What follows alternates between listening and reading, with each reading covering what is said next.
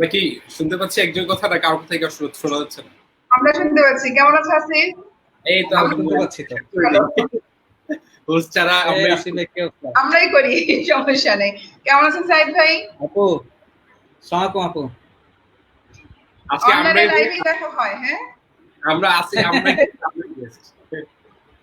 অসুবিধা নেই, তোমরা প্রশ্ন করো। না আমি আসসালামু আলাইকুম। কেমন আছো আসিফ? আমি আসসালামু আলাইকুম। বইবাজারের পক্ষ থেকে নিয়মিত আয়োজনে কেমন আছেন সাইদ ভাই? এই তো আসসালামু আপু। আজকে আমরা লাইভে দেখা হয়, হ্যাঁ? আমরা আছি, আমার আওয়াজ আসছে, অসুবিধা নেই, তোমরা প্রশ্ন করো। এই কথা কি প্রতিধ্বনি হচ্ছে আপু? আসসালামু আলাইকুম। বইবাজারের পক্ষ থেকে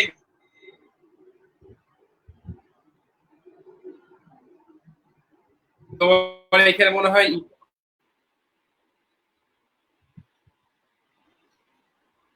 আচ্ছা, আমি জানি না ইকো হচ্ছিল, আশা করছি এখন ঠিক আছে। বইবাজারের আমি আবার একটা সুন্দর করে একটা সূচনা করে দিই। এটা হচ্ছে বইবাজারের পক্ষ থেকে আজকের এই আয়োজনে আপনারা যারা সাথে আছেন তাদের সবাইকে অনেক অনেক শুভেচ্ছা, স্বাগতম। আপনারা ইতিমধ্যে বুঝতে পেরেছেন কোনো একটি যান্ত্রিক কারণে আমাদের অনেকে হচ্ছে আমাদের হোস্ট আসলে আমাদের মাঝে একটা উপস্থিত হয়েও আসলে সাউন্ড না থাকার কারণে হয়নি। আমরা আজকে যে তিনজন গেস্ট হয়েছি তারাই আজকে আমাদের যেহেতু ইতিমধ্যে 5 মিনিট হয়ে গেছে এবং আমরা দেখছি লাইভেও অনেকেই জয়েন করেছেন, তাদের সাথে আপনাদেরকে পরিচয় করে দিচ্ছি। আমাদের এখানে রয়েছে E commerce association of Bangladesh ইক্যাবের যুগ্ম সম্পাদক জয়েন্ট সেক্রেটারি নাসিমা আক্তার নিশা, এবং এর পাশাপাশি আপনারা জানবেন যে দেশীয় উদ্যোক্তাদের নিয়ে, নারীদের নিয়ে একটি বিশাল প্ল্যাটফর্ম ইতিমধ্যে তৈরি হয়েছে, যা আসলে বাংলাদেশ ব্যাপী দেশীয় প্রোডাক্টে একটি গণজাগরণ তৈরি করছে নারী উদ্যোক্তাদের মাঝে। তাদের নিয়ে কাজ করে আমাদের সবার প্রিয় নাসিমা আক্তার নিশা আপু। নিশা আপুকে অনেক অনেক শুভেচ্ছা আজকের লাইভে। এবং এর পাশাপাশি আমাদের সাথে রয়েছেন ইকেবের আরেকজন ডিরেক্টর কমিউনিকেশন, আমাদের সবার প্রিয় সাইদ রহমান সাইদ ভাই। এছাড়া উনি হচ্ছেন ই কমার্সের উপরে আসলে একজন অতি বিজ্ঞ মানুষ। পরপর 3টি বই বাংলাদেশে শুধু ই কমার্স ইন্ডাস্ট্রি উপরে এতগুলো বই তারা আছে কিনা আমরা জানি না। সেখানে কিভাবে ট্রেডিশনাল মার্কেট থেকে ই কমার্সে আসতে হয় সেটা নিয়ে ওনার বিজনেস টু ই বিজনেস একটি বই রয়েছে। এছাড়া আরেকটি বই রয়েছে ফান্ডামেন্টাল অফ ই কমার্স, সেই নামে একটি বই। এবং তৃতীয়ত হচ্ছে আপনারা জানেন যে ফান্ডামেন্টাল অফ ডিজিটাল মার্কেট, 3টি খুব সুন্দর বই রয়েছে তার শুধুমাত্র ই কমার্স সেক্টরের উপরে। তো তার নিয়েই হচ্ছে আমরা 3জন উপস্থিত আছি। আর যদি আমার সম্পর্কে বলি, আমি হচ্ছি আসিফ আহমেদ। আমিও E commerce association of Bangladesh ইকেবের ডিরেক্টর। এটা ছাড়া আমি আসলে এই পর্বে বা আমার নামের পাশে থেকে ইন্টারেক্টেড কোয়ার্কার। আমি এই পুরো লকডাউনে এই ধারণার দিকেই আসলে বেশি প্রমোট করছি, তা হচ্ছে একসাথে মিলেমিশে আমাদের কাজ করা উচিত। এই যে আমরা যেমন ভার্চুয়ালি 3জন যার যার বাসায় থাকার পর একসাথে কাজ করতে পারছি, সেই কাজ করার জায়গা থেকে আমরা 3জন নিয়ে আমরা আমার কোয়ার্কার আর কি। তো সেই মিলে আমরা এখন চলে যাচ্ছি আপনার কাছে। আপনি কেমন আছো? হাসি শেষ যদি হয়ে থাকে আর কি। আচ্ছা, আমি সাইদ ভাইকে জিজ্ঞেস করি। আমি বলতে চাই বেসিক্যালি আমাদের এখানে যারা ভিউয়ার্স আছে তাদেরকে বলি যে ই কমার্স ইন্ডাস্ট্রির বেশ 2জন বড় বড় মানুষকে আমি আমার দুই পাশে পেয়েছি, আসিফ এবং সাইদ ভাই। এবং আমরা যে আমাদের উইয়ের প্রথম থেকে সাপোর্টারও ছিল, তারা জানি না এখন কি হয়েছে, এখন তারা গ্রুপেও ঢুকে না, কিন্তু আমি তো জানি না, আমি তো দেখি না, দেখতে হবে তো আমার নিজেকে, তাই না? এটা আমিও তো অনেক সময় ভাবি যে আমাদের পোস্ট কি ডিলিট হয়ে যায় কিনা, পরে সার্চ করে দেখি যে না, পোস্ট আছে আসলে কেউ ভিউ নাই আর কি, চেহারাটা সুন্দর। ও আচ্ছা আচ্ছা, আমাদের গ্রুপে ঢুকলে একটা পোস্ট দিলে অটোমেটিক্যালি ভিউ এসে পড়ে, ঠিক আছে? এটা একটা কারণ নিশা, এটা একটা কারণ হতে পারে আমি বা সাইদ ভাই আমরা কেউ বিবাহিত না, তো এইজন্য আসলে আমরা। ও আচ্ছা আচ্ছা, না শোনো, তোমরা বিবাহিত না দেখে তো তোমরা বেশি বেশি গ্রুপে ঢুকবা, তাই না? তোমাদের বিয়ে হয়নি, এটা তো সুবিধা। বিয়ে হলে তো পারতা না তোমরা। আমরা স্টক করি, দেখি কি কি আছে। হ্যাঁ ঠিক আছে, শুধু পড়বা। আমাদের গ্রুপের নিয়ম হচ্ছে মেয়েদের বিরক্ত করা যায় না, মেয়েদের জন্য সেফ একটা প্ল্যাটফর্ম। আমি জানি তোমরা দুজন লক্ষ্মী একটা ছেলে, লক্ষ্মী 2টা ছেলে, তো তোমাদের কাছে আমরা কিন্তু উইয়ের ফার্স্ট এবং সেকেন্ড, এক এবং একদম দুই প্রথম, নাম্বার। হ্যাঁ। আমি 1 নাম্বার, আপনি 2 নাম্বার সাপোর্টার আর কি। আমি 2 নম্বর। সেই ছবিটাতে একটা পোস্ট দিয়ে দিও। হ্যাঁ হ্যাঁ সেটা ছবি হ্যাঁ, আছে না, আমরা যে একটা প্রোগ্রাম করেছিলাম, সেই প্রোগ্রামে দুজন সাপোর্টার হয়েছিল, সেটাতে একটা পোস্ট দিয়ে দিও।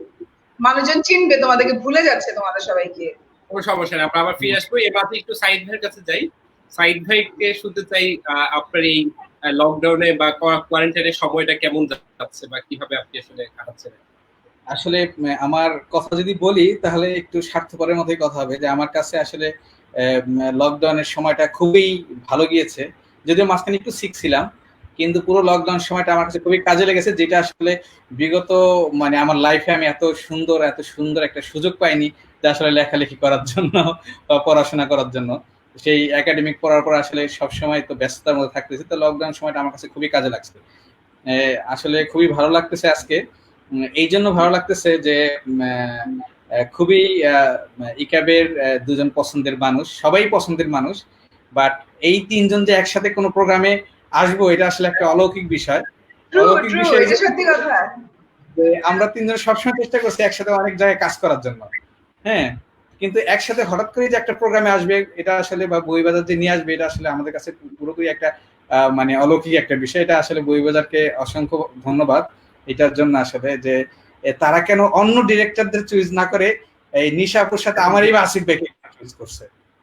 এবং এই খুব সুন্দর কম্বিনেশন, এটাই বলবো যে, এবং এই জন্য আমরা আমাদের প্রচুর পরিমাণ দর্শক আমরা দেখছি আমাদের সাথে ইতিমধ্যে রয়েছেন। আমরা একসাথে পুরো ঘন্টাটি খুব সুন্দরভাবে কাটাবো। অনেকেই অনেক সুন্দর সুন্দর কমেন্ট করেছেন। আমরা দেখছি বিভিন্ন জায়গা থেকে, ঢাকা সহ সারা বাংলাদেশের অনেক জায়গা থেকে আমাদের সাথে অনেকেই যুক্ত হয়েছেন এবং খুব সুন্দর সুন্দর, এবং বিশেষ করে আমাদের প্রিয় উইকে নিয়ে অনেক কমেন্ট আসছে। অনেকেই যে এটা প্রাণের জায়গা সেটা আমরা বুঝতে পারছি, যে এর প্রতি যে মানুষের একটি চাহিদা বা জাগরণ তৈরি হয়েছে। কারণ আমরা জানি যে এই সময়টাতে, যখন কোয়ারেন্টাইনের সময়টা বা লকডাউনের সময়টা যাচ্ছে, সেই সময়টাতে আসলে আমরা প্রত্যেকেই যখন ঘরে বসে কাটাচ্ছি, সেই সময়টার মধ্যে কিন্তু আমাদের নিজেদেরকে এম্পাওয়ার করার বা নিজেদের কে স্বাবলম্বী করার একটা মানে সুবর্ণ সুযোগ, এবং সেই সুযোগের জায়গাটাই কিন্তু আসলে আমাদের প্রিয় রাজীব ভাই এবং নাসিমা আক্তার নিশা আপু তৈরি করে দিচ্ছেন। তো আমরা দেখছি ইতিমধ্যে আমাদের হোস্ট চলে এসেছেন, ফারহানা আপু। আপু কি শুনতে পাচ্ছেন? গেস্ট হয়ে যাই না, আগে আমরা করে নেই, তারপর সাউন্ড শোনা যাচ্ছে কিনা। আমাকে কি শোনা যাচ্ছে? একদম পারফেক্ট। আচ্ছা, ধন্যবাদ আসিফ আনাফ ভাইয়া প্রোগ্রামটি কন্টিনিউ করার জন্য। আমার কিছু টেকনিক্যাল প্রবলেমের জন্য আসলে আমি এই প্রবলেমটা ফেস করেছি। আমি তাহলে একটু কন্টিনিউ করি। আমি আশা করি আপনাদের পরিচয় পর্বটা আপনারা নিজেরাই সেরে ফেলেছেন, তারপরও আর কি আমি কন্টিনিউ করছি। আসলে আমাদের এই meetbইবাজার.com এর আজকে যে ৪র্থ পর্ব, এবং আমাদের আজকের আলোচনার বিষয়টা হচ্ছে করোনাকালীন ই কমার্স বিজনেসের যাত্রা ও তার ভবিষ্যৎ নিয়ে।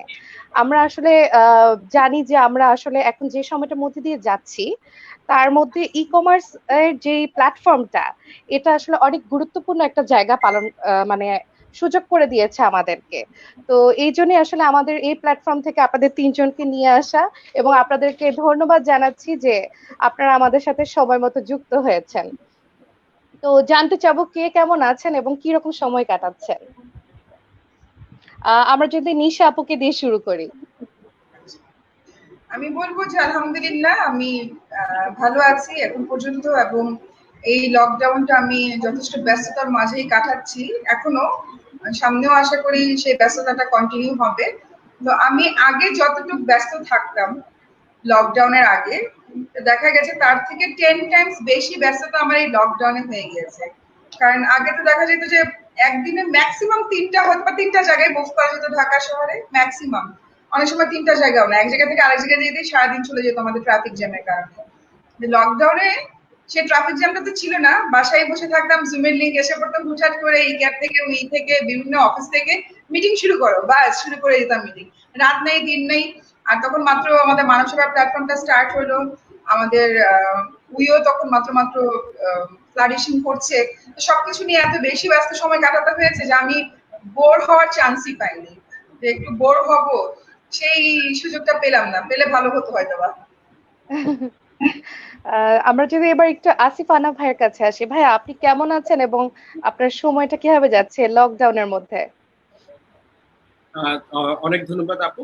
এবং সবাইকে আমি যেটা বলছিলাম আসলে পুরো লকডাউনটা আমাদেরকে এখন একটি নতুন সুযোগ আসলে তৈরি করে দিয়েছে, যেটাকে আমরা এখন নিউ নর্মাল বলে থাকি আর কি। এবং এইটা আসলে অনেকের জন্য হতাশাজনক হলেও নতুন ভাবে ঘুরে দাঁড়ানোর আসলে একটা নতুন রকমের শুরু।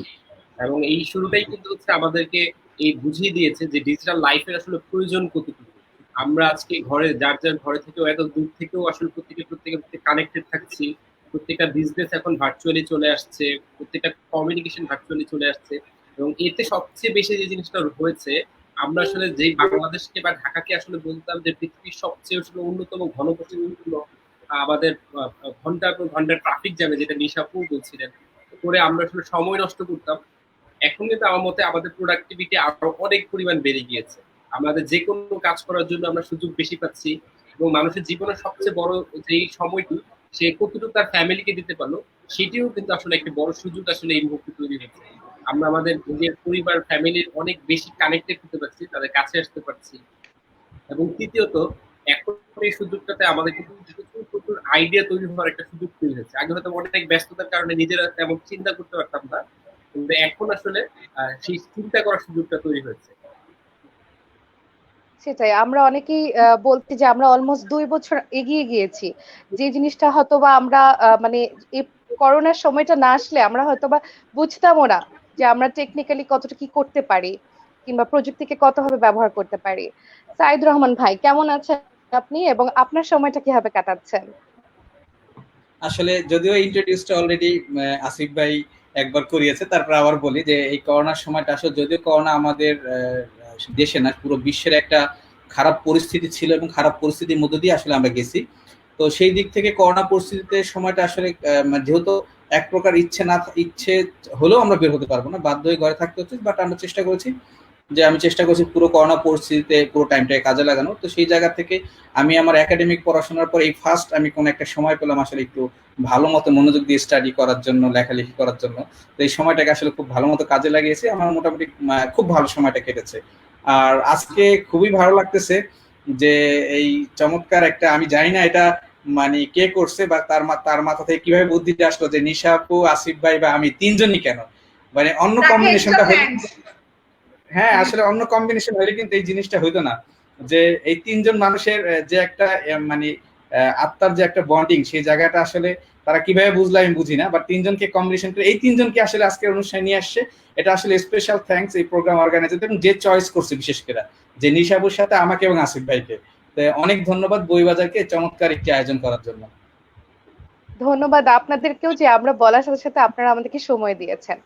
আমরা যদি একটু নিশা আপুকে জিজ্ঞেস করি যে আপু, আপনি দীর্ঘ সময় ধরে নারী উদ্যোক্তাদেরকে নিয়ে কাজ করছেন women and E commerce forum গ্রুপটিতে।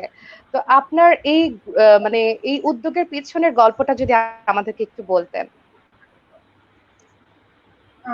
গল্পটা অনেক বড়, ছোট করে যদি বলি যে আমি যখন ইন্ডাস্ট্রিতে আসি তখন আমার কাছে মনে হতো যে আমার ইনফরমেশনের অভাব আছে অনেক জায়গা থেকে, আমি সবকিছু চিনতাম না, জানতাম না। তো নেটওয়ার্কিং কাকে বলে, কোথায় গিয়ে নেটওয়ার্কিং করতে হবে, এগুলো কিছুই আমি জানতাম না। যাক, ইক্যাবে আমি জয়েন করার পরে উনি আমাকে তখন বলতেন যে নিশা, তুমি ওমেন সেগমেন্টটা টোটালি আলাদা করে ফেলো, কারণ আমাদের তো অ্যাসোসিয়েশন অনেক ব্যাপারে ফোকাস করতে হয়। তো পার্টিকুলারলি ওমেন সেগমেন্টটা নিয়ে ফোকাস করতে গেলে আদার্স অনেক কিছু বাদ পড়ে যায়। তো তুমি ওমেন সেগমেন্টটাকে ফোকাস করো এবং এটা আলাদা করে ফেলো। তো তখন আমি ভাবলাম ঠিকই আছে, আমি তো চাচ্ছিলাম এরকম একটা কিছু করতে, স্যার যেহেতু সাহস দিলেন, তখন আমি ওই ফোরামটাকে টোটালি আলাদা করে ফেললাম। এবং তখন থেকে এটার যাত্রা শুরু 2017 সাল থেকে। আমার মেইন উদ্দেশ্য ছিল যে নারীরা যেন কোথাও আটকে না যায়, প্রথমত তাদের নেটওয়ার্কিং বিল্ড আপ করা, তাদের প্রোডাক্ট প্রমোশন করা, প্লাস তাদের কনফিডেন্ট লেভেলগুলো যেন হাই হয়, সেই জায়গাটা আমার স্পেশালি দেখার আমি চেয়েছিলাম, নিজ থেকে দায়িত্ব নিয়েছিলাম যে তাদের এই জায়গাগুলো আমি কাজ করব। তো সেখান থেকে নিয়ে শুরু, প্রথমে আমরা ছোট ছোট ওয়ার্কশপ করতাম, ছোট ছোট মেলা করতাম, বিভিন্ন সেমিনার করতাম। তো সেগুলো করেই করেই আস্তে আস্তে একটা পর্যায় পর্যন্ত আসলাম। তারপর আমার তো আদার্স আরো অনেক কাজ আছে। তো স্যারকে একবার রিকোয়েস্ট করলাম লাস্ট ইয়ার যে স্যার আপনি একটু গ্রুপটাতে যদি একটু সময় দেন। তারপর স্যার গ্রুপে সময় দিলেন। আর তখন থেকে নিয়ে এই পর্যন্ত সেটা তো আপনারা সবাই দেখছেন যে গ্রুপের মেম্বার অলমোস্ট অনেক বেড়েছে। এবং আমাদের এখন একটাই উদ্দেশ্য এই গ্রুপ নিয়ে যে আমরা এই গ্রুপটার মাধ্যমে দেশীয় পণ্যকে অনেক দূর এগিয়ে নিয়ে যাব। দেশে এবং বিদেশে প্রত্যেকটা জায়গায় আমরা দেশীয় পণ্যকে ফোকাস করব, দেশীয় পণ্য নিয়ে কাজ করব এবং দেশের নাম সমস্ত জায়গায় সমস্ত দেশে আমরা ছড়িয়ে দিব। তো সেই উদ্দেশ্য নিয়ে কাজ করছি, ইনশাল্লাহ সামনে আরো কাজ করব, আপনারা সাথে থাকেন। জি আপু, আমি আপনার সাথে মিলিয়ে বলতে চাই যে আপনার এই উদ্যোগের জন্য কিংবা ই ক্যাব এবং আমাদের উই যে এই দুটি গ্রুপের উদ্যোগের জন্য আমাদের অনেক উদ্যোক্তারা অনেক বেশি উপকৃত হচ্ছে, এবং নারী উদ্যোক্তারা সেই জায়গায় বলা যাচ্ছে তাদের জন্য এটা আসলে খুবই সুন্দর এবং খুবই বড় একটা সুযোগ। আমরা যদি একটু আসিফ আনাফ ভাইয়ের কাছে আসি, ভাই আমরা জানি আপনি ঢাকা ইউনিভার্সিটিতে কেমিস্ট্রি বিভাগে পড়ালেখা করেন, তো সেখান থেকে একদম অপোজিট একদম ই কমার্স বিজনেসে কিভাবে ইনভলভ হলেন সেটা আমাদেরকে একটু বলেন। ওকে, খুব সুন্দর প্রশ্ন। এটা আসলে আমি মনে করি যে আমাদের মধ্যে যারা তরুণ বয়সে আসলে কিছু করতে চায় তাদের জন্য আসলে এই জিনিসটা অনেকটা বেশি কার্যকরী।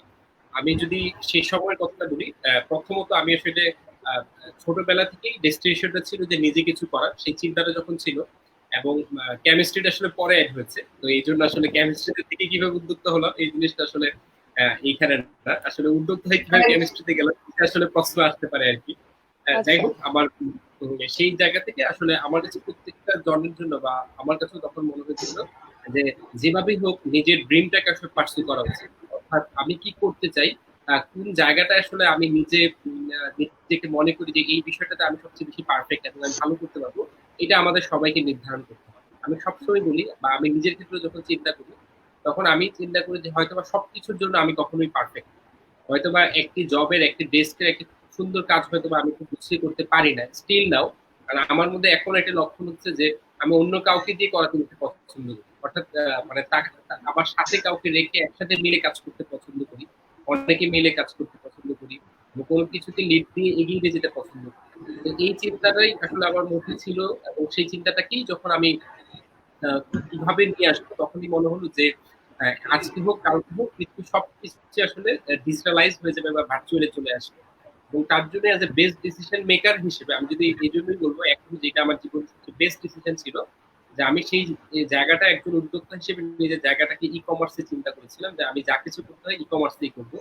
এবং তারপরে প্রতি পর্যায়ে পর্যায়ে নিজের পড়াশোনার পাশাপাশি সেই সময় আসলে এই ধারণাটাকেই আসলে পার্সু করে নিয়ে যাওয়ার চেষ্টা করেছি। এবং যখন আসলে কাজ করা শুরু করি প্রত্যেকটা মোমেন্টে সবকিছুর মধ্যে একটা ব্যালেন্সিং বিষয় থাকে। তো সেই ব্যালেন্সিংটার ক্ষেত্রে যেই জায়গাটা প্রয়োজন হয় আমাদের লাইফে, আমরা যারা তরুণ আছি আমাদের লাইফে কিন্তু অনেক রকম মানে কাজ থাকে আমরা যেটাকে পার্সু করি।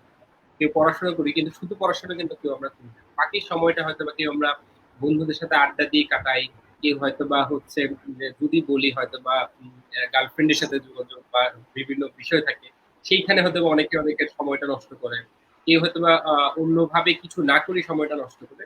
আমার কাছে মনে হলো হয় বা হতো যে আসলে নিজের একটু কাজটা করা উচিত, যেটা আসলে কখনোই আসলে নিজের সবকিছু শেষে পড়াশোনার শেষে চিন্তা করা উচিত না। অন দা তার যে গ্রাজুয়েশন টাইমটাতে বা এর আগে থেকে আসলে তার চিন্তা করা উচিত আমি কোন দিকে যাব। যেটা আমরা ছোটবেলায় এম ইন লাইফ রচনাটা লিখার জন্য লিখতাম, সেই জিনিসটা আসলে আমাদের মনে হয় প্র্যাকটিক্যাল লাইফে আসলে ইমপ্লিমেন্ট করা উচিত। তো ওই চিন্তা থেকেই আসলে আমার আস্তে আস্তে আগানো, এবং তখন থেকেই আসলে প্রাথমিকভাবেই যখন আমার প্রথম উদ্যোগ ছিল আপন.com, এবং সেটার পরবর্তীতে আমার ব্রেকবাইটের মাধ্যমে আমি বরঞ্চ উদ্যোক্তাদের সাথে কিভাবে কাজ করা যায়, একসাথে কাজ করা যায় সেটাকে নিয়ে আস্তে আস্তে পার্সু করে আগালাম। আচ্ছা, আমরা জানি যে আপনার দুটি নিজস্ব বিজনেস আছে, সেটা হচ্ছে একটা হচ্ছে আপনজন এবং ব্রেক বাইট। তো সেটার শুরুটা কি রকম ছিল, মানে সেটাতে কিভাবে আসলে?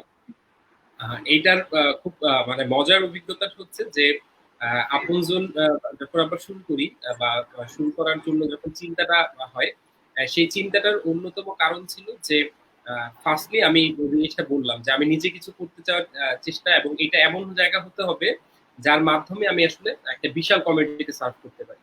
এবং এটা শুরুটা খুব ভয়ানক ছিল। ভয়ানক হচ্ছে এরকম যে আমি ফার্স্টলি ইলেকট্রনিক আইটেম বা এই জিনিসগুলো নিয়ে কাজ করা শুরু করলাম আগ্রহ করে। আমি আমার নিজের এলাকাতে আসলে একটি শোরুম দিয়েছিলাম, কম্পিউটারের শোরুম, এবং এইটাতে আমার লাইফের একটা পুঁজি ছিল, ইনভেস্টমেন্ট ছিল।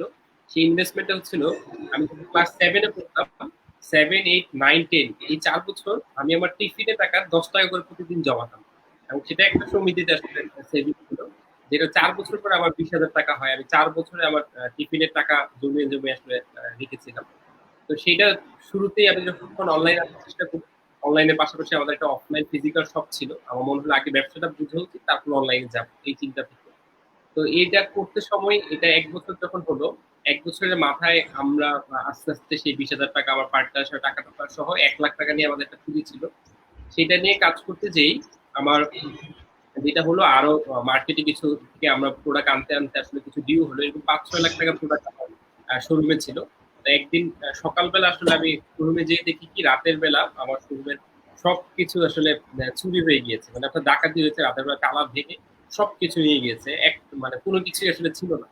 তো এই চ্যালেঞ্জটাই আসলে আমাকে তখন হঠাৎ করে ওই চেয়ারে, এইটাই আমার জীবনের মধ্যে একমাত্র সময় যখন আমি একটু হলেও হতাশ হয়ে পড়ছিলাম, কারণ একটা ইমোশন ছিল, ফ্যামিলির সাথে একটা বার্গেনিং ছিল, নিজে কিছু করতে চাচ্ছি, মাত্র ইন্টারমিডিয়েটে ঢাকা করছি, এমন সময় ঘটনা, আমার সামনে ইন্টার পরীক্ষা, এমন সময় দেখলাম যে আমার শোরুমে কিচ্ছু নেই, শুধু চেয়ার টেবিল ছাড়া বাকি সবকিছু টাকা দিয়ে চলে গিয়েছে।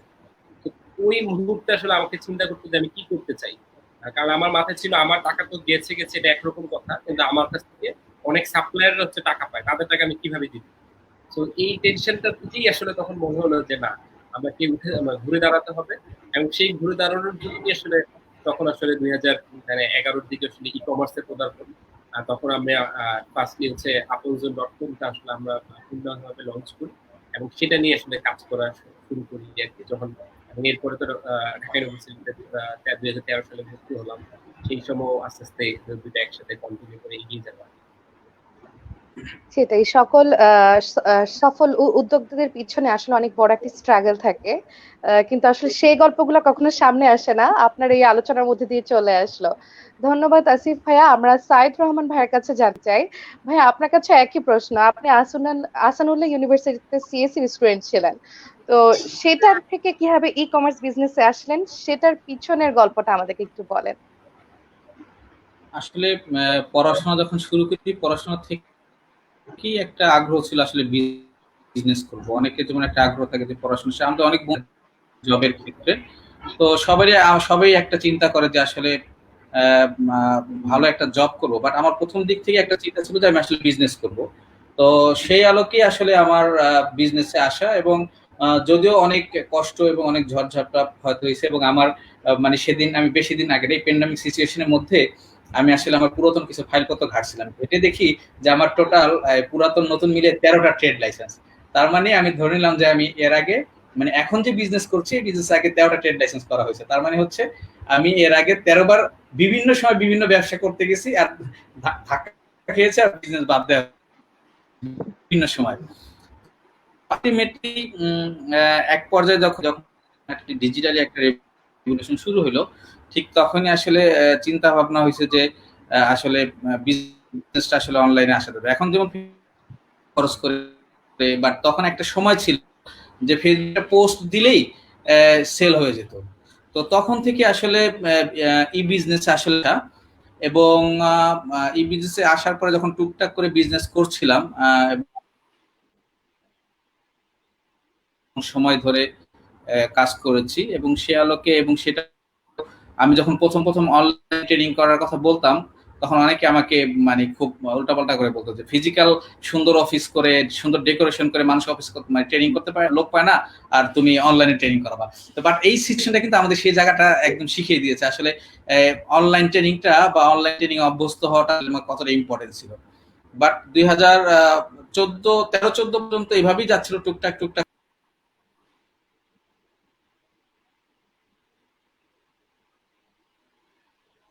আমার মনে হচ্ছে সাইদ রহমান ভাইয়ের একটু নেটওয়ার্ক প্রবলেম হচ্ছে। আমি ভেবেছিলাম যে নেটওয়ার্ক প্রবলেম শুধু আমারই করে, তুমি কি সবারই করছে?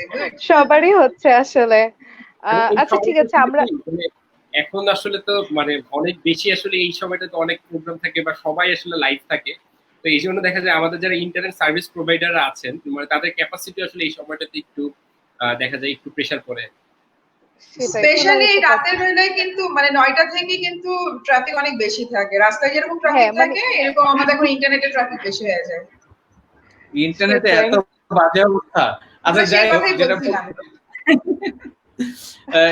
ভাই কমেন্ট করেন যে আপনারা এই বিজনেস করতেছেন, ইন্টারনেটটা আগে ঠিক করেন না কেন? যাক, প্রশ্ন করার আগে আমি নিজে আগে প্রশ্নটা করে দিলাম। আমরা এই জি। প্রোগ্রামের সাথে সাথে আমরা যথাযথ কর্তৃপক্ষ, আমরা যেহেতু এখানে 3 জন আছি, আসিফ ভাই, আমি এবং নিশা আপু, আমরা যথাযথ কর্তৃপক্ষকে বলবো যে আপনারা অনলাইনের মাধ্যমে বিজনেসটাকে ছড়িয়ে দেওয়ার আগে ইন্টারনেটটাকে আগে সহজলভ্য করতে হবে এবং ইন্টারনেটটাকে আরো স্ট্রং করতে হবে আমাদের, যেটা আমরা আসলে চাইলে পারি। তো সেটাই। এভাবে অনলাইন বিজনেসে কন্টিনিউ করা হচ্ছিল। বাট ই কমার্স ইন্ডাস্ট্রি নিয়ে আসলে এত ঘাটাঘাটি, এত রিসার্চ বা এত এসে আমি কি বাফারিং হচ্ছি? জি আসতে ভাই, যাচ্ছি। কিছুটা আসিফ ভাই হাসি দেখে বোঝা যাচ্ছে যে ঘটনা কিছু একটা ঘটতেছে। আসলে আসলে আপনাদের শুরুর গল্পটা যেরকম আর কি, খুব আটকে সফলতা, আমাদের প্রোগ্রামটাও আজকে কিছুটা এরকমই হচ্ছে। অনেক বাধার মধ্যে দিয়ে আমরা যাচ্ছি, তারপরে আশা করি আমরা ভালো কিছু সফল আলোচনা হবো করতে ইনশাল্লাহ। পারবো ইনশাল্লাহ। হুম। সাইদ তো ভাই, আপনি যেটা বলছিলাম আসলে continue করেন। জি। 15তে এসে আসলে আমরা এই পুরোপুরি মানে অন্য সব দিকে মনোযোগ বাদ দিয়ে এখানে ফুল টাইম হওয়ার। আজকে আমরা যে 3 জনকে আপনারা ইনভাইট করছেন, যেটা আমরা বলছিলাম যেটা আসলে অলৌকিক হয়েছে, 3 জনই যার অনুপ্রেরণায় আসলে এই জায়গাটার প্রতি একদম স্ট্রংলি আমরা লেগেছিলাম। সেই একজন মানুষের অনুপ্রেরণা রাজীব ভাই, যার কথা না বললেই না। তার অনুপ্রেরণায় কিন্তু আমি রাজীবের সবসময় একটা কথা বলতে চাই, সাইদ ভাই সব বাদ দেন, একদিকে মনোযোগ দেন। তো সেই একদিকে মনোযোগ দেওয়ার রেজাল্টই কিন্তু আজকে আমি ইকাবের ডিরেক্টর, বা ই কমার্স ইন্ডাস্ট্রিতে আমার 3টা বই আছে, আমার বই মানুষ পড়তেছে, এবং এই বই লেখার অনুপ্রেরণাটা কিন্তু রাজীবের হাত দিয়ে শুরু হয়েছে। যদিও রাজীব প্রথমে ব্লগ লেখার কার্যক্রম শুরু করেছিল আমাদের দিয়ে, এবং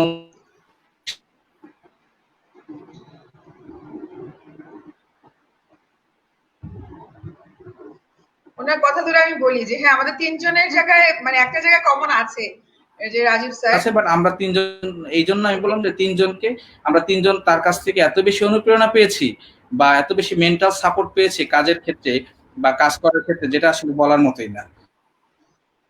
তো এরপরে তো 15-16 পরেই তো নেটের প্রবলেম হচ্ছে না আপু। তো 16 পরেই তো আসলে শোনা যাচ্ছে? জি ভাই, আপনি শোনা লাগাতার যাচ্ছে। বলে যান। সাইদ ভাই, আপনি লাগাতার বলে যান, একটু বাফারিং হয়ে আপনি নেটে কি প্রবলেম বলতে থাকেন ভাইয়া, আপনি বলতে থাকেন। এখানে আপনারা একই জায়গার মানুষ, কেউ আটকে গেলে আরেকজন কন্টিনিউ করে নিবে, আপনি বলতে থাকেন। যে আমরাও, আমাদের আমি ইচ্ছা আছে যে আমরা কন্টিনিউ করি। এবং কি মজার বিষয় হচ্ছে কেন বারবার রাজীব ভাই নাম আসছে, যে কারণ যে জিনিসটা বলে প্রত্যেকের লাইফের আসলে আমি মনে করি যে সবার। তুমি আবার চলে যেও না আপু, আপনার নেট প্রবলেম সেই জায়গায় সবার এখন শুরু হয়ে গেছে। ভাইরাস, করোনা ভাইরাস, বুঝতে পেরেছো? সব থেকে স্প্রেড হয়ে গিয়েছে। সেটাই মনে হচ্ছে যে সফলতার পিছনে কেউ না কেউ থাকে। তো রাজীব স্যার এমন একটা মানুষ যিনি আমাদের সকলকে হাত ধরে টেনে নিয়ে আসছেন এই জায়গায়। আমি বলবো যে আমাকে ই কমার্স ইন্ডাস্ট্রিতে নিয়ে আসার জন্য প্রথমে যে দায়ী, সে হচ্ছে তমাল ভাই। তমাল ভাই আমাকে টেনে নিয়ে আসছেন যে নিশা তুমি জয়েন করো এই ক্যাবে। আমি বললাম আমাদের সফটওয়্যার কোম্পানি, আমি কিভাবে জয়েন করবো? তখন উনি বললেন যে সফটওয়্যার কোম্পানি দিয়েই তো জয়েন করবা, কারণ একটা ই কমার্স সাইট করতে তো সফটওয়্যারই লাগবে, তো সফটওয়্যার ছাড়া তো ই কমার্স হবে না, তো তুমি তো জয়েন করতে পারো। তো সেখান থেকে জয়েন করা। আমি তমাল ভাইয়ের হাত ধরে ঢুকেছি, কিন্তু আমার হাত টেনে নিয়ে এই পর্যন্ত রাজীব স্যার নিয়ে আসছেন। তো এই দুজনের প্রতি আমি কৃতজ্ঞ।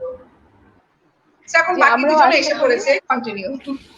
আমরাও আশা করি যে আমাদের নেক্সট কোন পর্বে রাজীব ভাই সম্পর্কে যদি কথাটা আসলো আপু, এটা হচ্ছে এই যে আমরা 3 জন আছি, আমাদের গত যে নির্বাচনটা গেল, আমাদের 3 জনেরই কিন্তু নির্বাচনে আসলে যে ইয়েটা থাকে যে প্রস্তাবকারী কিন্তু হচ্ছে আমাদের প্রিয় রাজীব ভাই। তো মানে এইটা হচ্ছে এই জন্য আমরা 3 জনই এই বিষয়টা নিয়ে এক্সাইটেড, যে আমরা মনে হয় এখন পর্যন্ত কোনো প্রোগ্রামে একসাথে 3 জন ছিলাম না। এটা কাকতালীয় হোক বা যে কোনো ভাবেই হোক, এইটা আসলে বইবাজারের কারণেই হয়েছে, এই জন্যই আসলে আমাদের এক্সাইটমেন্টটা বেশি, এবং এই জন্য হয়তো ইন্টারনেট একটু বেশি এক্সাইটেড আমাদেরকে। হ্যাঁ, এটা আসলে আমাদের বইবাজারের জন্য অনেক আনন্দের একটা বিষয়। আমরা ইনশাল্লাহ যদি পারি নেক্সট কোনো পর্বে আপনাদের 3 জন এবং রাজীব স্যার যার কথা বলছেন উনি যদি সময় দিতে পারেন, সেটাও আমাদের জন্য অনেক আনন্দের বিষয় হবে। আমরা মনে হয় মোটামুটি এই প্রোগ্রামটা চালিয়ে নিতে পারবো আজকে, আমি চুপ থাকলেও কেউ না কেউ আপনারা কথা বলে টেনে নিতে পারবেন আমার মনে হচ্ছে। যেহেতু আপনারা একজন আটকে গেলে আরেকজন কথা বলতে পারছেন, সেই দিক থেকে আর কি। আচ্ছা, আমরা আমি বলি একটু, এটা আসলে কেন পারতেছি আমি বলি, কারণ আমি আমার মনের যে কথাগুলো সেটা সেম কথাগুলো কিন্তু নিশাপুর মনে একই আছে এবং আসিফের মনে সেম কথাগুলি আছে। সো যদি কেউ থেমে যায় দেখবেন ওখান থেকে কেউ না কেউ ধরে ফেলতেছে, এবং এই হচ্ছে বিষয়টা আসলে। সবচেয়ে বেশি কষ্ট কিন্তু আপনার হবে, কারণ আমরা তিনজন এত সুন্দরভাবে অ্যালাইন। আপনি দেখবেন যদি আপনার কোনো প্রশ্ন সেট করা থাকে যে আমাদেরকে এটা এটা জিজ্ঞেস করবেন, আপনি দেখবেন ওটা ধারে কাছেও যেতে পারবেন। ওই প্রশ্নের আগে আমরা উত্তরে চলে যাব। আজকে আমার কাছে খুব মজা লাগতেছে, বেসিক্যালি আমার মনে হচ্ছে একটা আড্ডা হচ্ছে অনেকদিন পরে।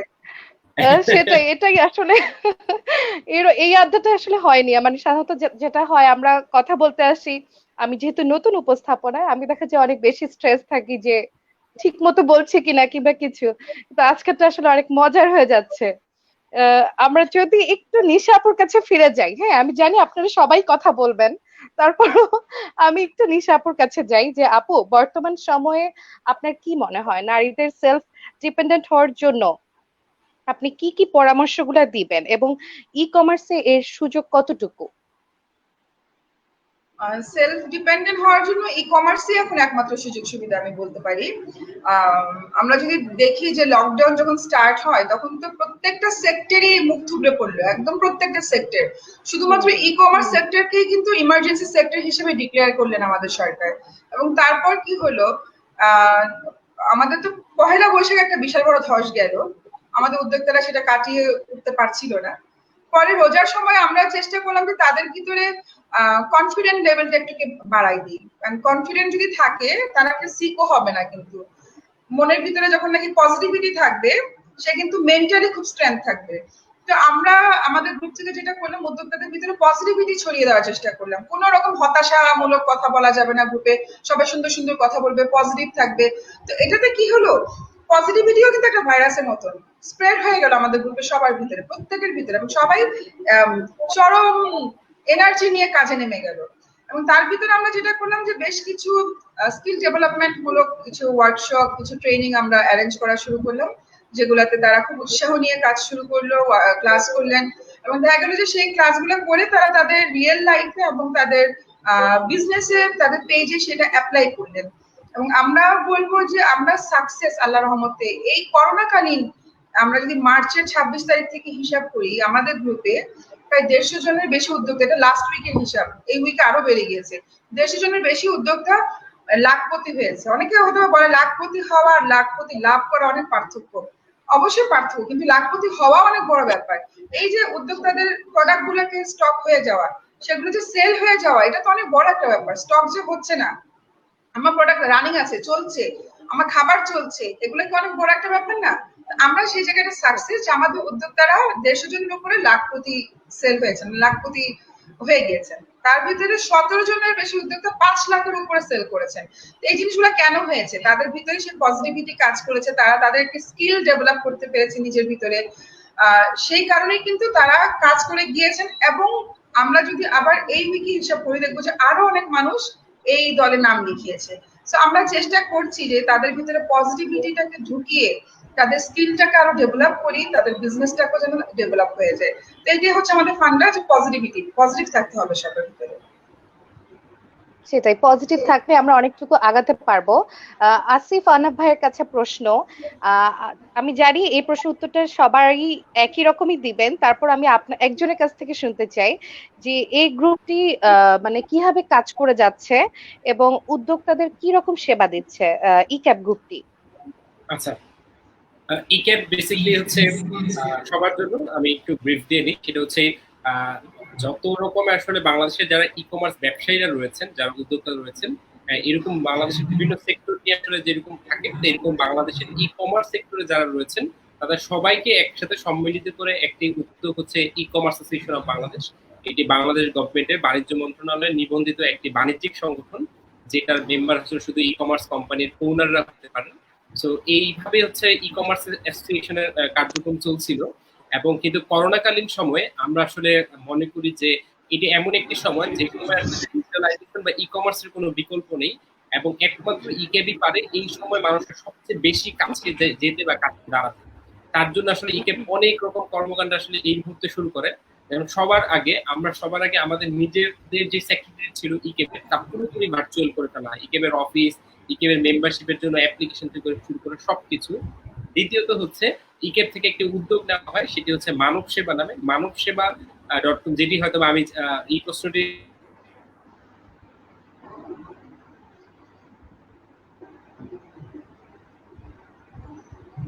আচ্ছা, আসিফ চলে গেল মনে হয়, হ্যাঁ, আবার আসবে। আপনি কেউ কন্টিনিউ করে দিতে পারেন চাইলে।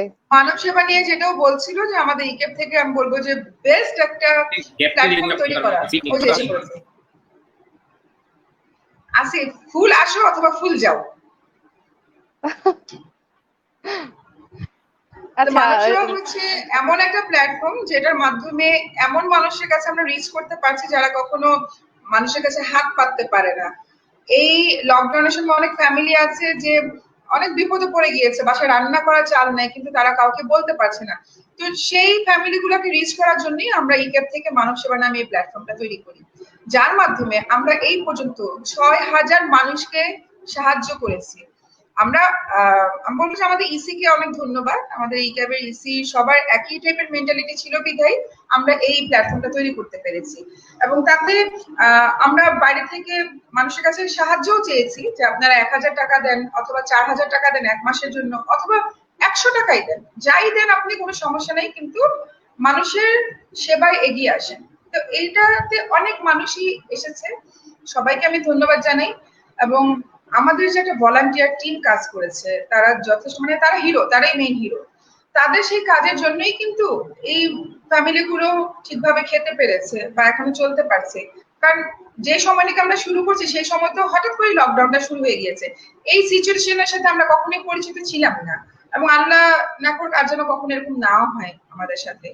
তো সেই সিচুয়েশনে যে কেউ, আমরা ঘর থেকে বের হতে পারছিলাম না, আমাদের একদল ভলান্টিয়ার তখন ঘরে ঘরে যে মানুষের দুয়ারে খাবার রেখে আসছে, আমাদের উপহার সামগ্রী পৌঁছে দিচ্ছে। এটাই হচ্ছে মানব সেবার স্ট্রেংথ। আমাদের ইকেবকে ধন্যবাদ যে এইরকম সুন্দর একটা প্ল্যাটফর্ম তৈরি করতে দিয়েছে, এবং আমরা এখনো সেটাকে চালিয়ে নিয়ে যাচ্ছি।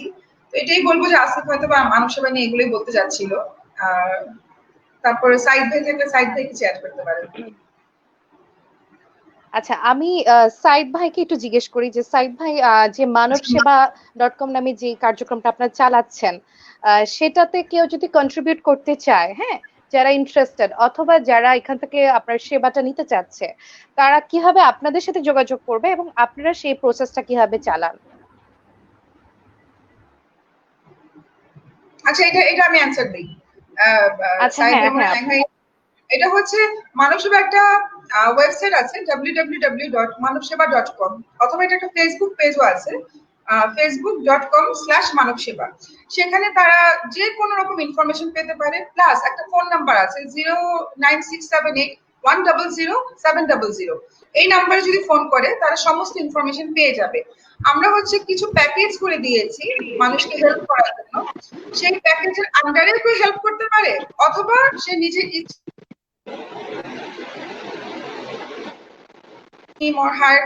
তার উপরে নির্ভর করে। এখানে কারো কোনো কিছু বলার নেই, সে যতটুকু দিয়ে কন্ট্রিবিউট করতে পারে এটাতে আমরা মোস্ট ওয়েলকাম জানাই।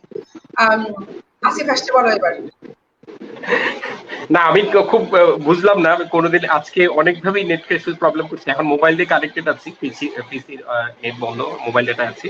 যাই হোক, যেটা বলছিলাম, আমি আশা করছি যে যেহেতু আমরা কেউ কাউকে আটকে রাখার সুযোগ নেই, ইতিমধ্যে নিশাপু অনেক কিছু বলে দিয়েছেন, আমি বাকি জায়গাগুলো নিয়ে আবার একটু লক করতে চাই।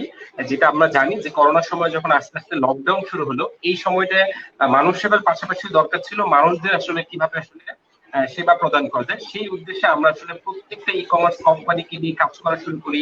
তাদের জন্য বাণিজ্য মন্ত্রণালয় হোক, আইসিডি ডিভিশন হোক, মেট্রোপলিটন পুলিশ হোক, সেখান থেকে আমাদের ঢাকার যে বিভাগীয় সব জায়গা থেকে আমরা হচ্ছে অতি দ্রুত হচ্ছে সকল পারমিশন নিই, যাতে আমাদের ডেলিভারি ম্যানরা, এবং আমি কথার মধ্যে আসলে তাদের প্রতি স্পেশালি স্যালুট দিচ্ছি, ধন্যবাদ জানাচ্ছি।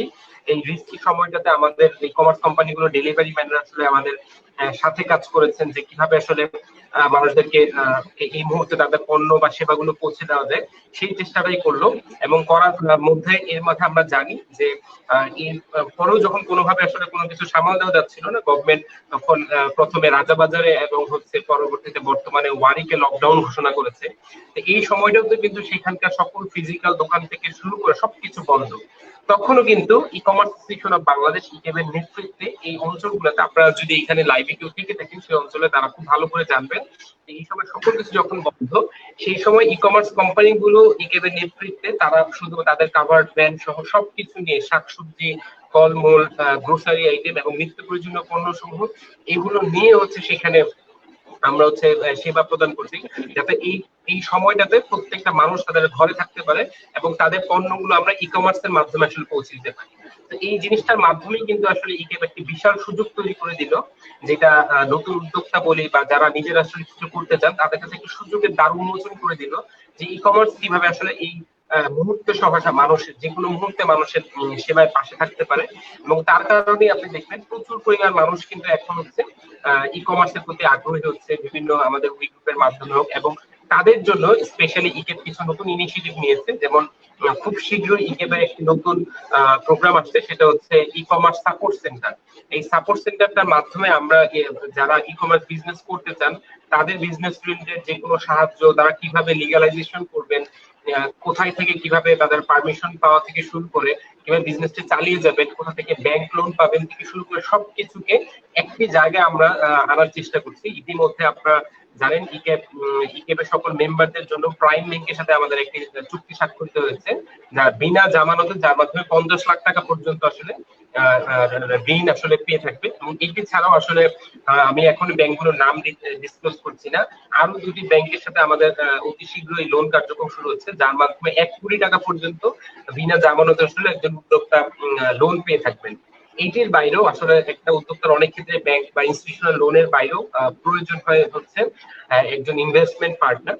তার জন্য আমরা কাজ করে যাচ্ছি। ইতিমধ্যে আমাদের খুব শীঘ্রই এই সাপোর্ট সেন্টারের সাথে আইসিটি ডিভিশনের একটি কিছু কার্যক্রম হতে যাচ্ছে, যার মাধ্যমে আসলে প্রত্যেকেই আসলে যারা ই কমার্স উদ্যোক্তা তাদেরকে আসলে যাতে স্টার্ট আপ বাংলাদেশের মাধ্যমে যে ইনিশিয়াল ফান্ডিং সেই ব্যবস্থাটির জন্য কাজ করা হচ্ছে।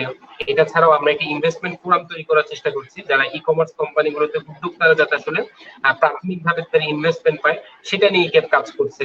এটা ছাড়া বর্তমানে বাণিজ্য মন্ত্রণালয় এবং ইকেব একসাথে মিলে একটি ট্রেনিং প্রকল্প চলছে, যেটি হচ্ছে ই বাণিজ্য করবো, নিজের ব্যবসা করবো। এই ট্রেনিং প্রোগ্রামের মধ্যে বিনামূল্যে আসলে আমরা এখন পর্যন্ত 1000-এর উপর আসলে উদ্যোক্তাদেরকে ট্রেনিং দেওয়া হচ্ছে, সেটিও এখন পুরোপুরি অনলাইনে নিয়ে আসা হয়েছে। অর্থাৎ আপনার সেই কষ্ট করে সারাদিন বসে হচ্ছে অন্য কোথাও যেতে হবে না, না যে বরঞ্চ বাসায় বসে আসলে বিনামূল্যে ট্রেনিং এর ব্যবস্থাটি করে দেওয়া হয়েছে, যারা হচ্ছে করতে পারেন। তারপরে যদি বলি, এটা ছাড়াও আসলে ইকেবের প্রচুর কর্মকাণ্ড রয়েছে। আপনারা জানেন যে এই সময়টাতে আমাদের সবচেয়ে বেশি প্রয়োজন ছিল আমাদের কৃষকদের পাশে দাঁড়ানো। সেই কৃষকদের পাশে দাঁড়ানোর জন্য ইকেব একটি আম মেলা, জাতীয় আম মেলা আয়োজন করছে বাণিজ্য মন্ত্রণালয়কে সাথে নিয়ে। সেই আম মেলার মাধ্যমে আমরা একদম প্রান্তিক পর্যায়ে যে কৃষকরা রয়েছেন চাঁপাইনবাবগঞ্জ, রাজশাহী সব পুরো অঞ্চলে, তাদেরকে আমগুলোকে একদম সরাসরি ভোক্তার কাছে পৌঁছে দিচ্ছি কিছু ই কমার্স কোম্পানিগুলোর মাধ্যমে। এবং এই উদ্যোগটির পরে আমি আসলে যতই বলতে থাকবো আসলে বলতেই থাকবো, আপনার মনে হয় আমার যখন শেষ করতে হবে আমাকে অবশ্যই সঞ্চালক একটু স্ক্রিনে এসে অন্য কোশ্চেন নিয়ে যাবেন, কারণ এর পরবর্তীতে আমরা এখন যে উদ্যোগ নিয়ে চিন্তা করছি, যে আমরা জানি যে কিছুদিন পরে আমাদের কাছে আসছে হচ্ছে পবিত্র ঈদুল আজহা, আমাদের ধর্মীয় উৎসব, এবং এই সময় আসলে কুরবানির যে কার্যক্রমটি থাকে সেইটিকে নিয়েও কিন্তু আসলে আমরা জানি যে একটি ভয় ভীতি কাজ করছে সবাই, কারণ কোনোভাবেই কিন্তু এই পরিস্থিতি আমাদের ঘরের বাইরে দেওয়া উচিত না।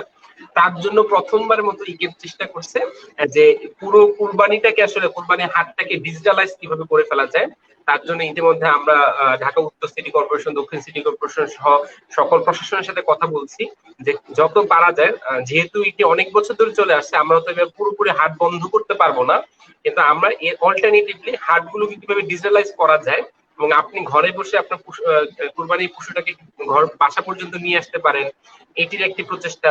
দ্বিতীয়ত একদম ম্যানেজ সার্ভিস হিসেবে, অর্থাৎ আপনার এই যে পশুটিকে প্রসেস করতে হয় সেই প্রসেস পর্যন্ত এবং মানব সেবার মাধ্যমে এই পশুকে গরিবদের মাঝে ডিস্ট্রিবিউট পর্যন্ত পুরো জিনিসটাকে আমরা একটি প্ল্যানের মধ্যে নিয়ে আসছি, যাতে কোনোভাবেই আসলে আমরা সোশ্যাল অ্যাটাচমেন্টে বা যেই সামাজিক দূরত্বটা বজায় রাখার দরকার সেই দূরত্বটা আসলে বজায় রাখতে পারি, সেটি নিয়ে আসলে এইখানে কার্যক্রম চলছে। এটা ছাড়া আসলে যেটা বলবো যে আরো অনেকগুলো ইনিশিয়েটিভ, এটা হয়তো কথায় কথায় আমি বাকি দুজন থেকে আসলে জানতে চাই, আরো অনেকগুলো ইনিশিয়েটিভ এই মুহূর্তে ইকেপ থেকে নেওয়া হচ্ছে, যাতে আসলে একটি উদ্যোক্তা বান্ধব, ই কমার্স উদ্যোক্তা বান্ধব পরিবেশ আসলে আমরা ইকেপ থেকে তৈরি করতে পারি।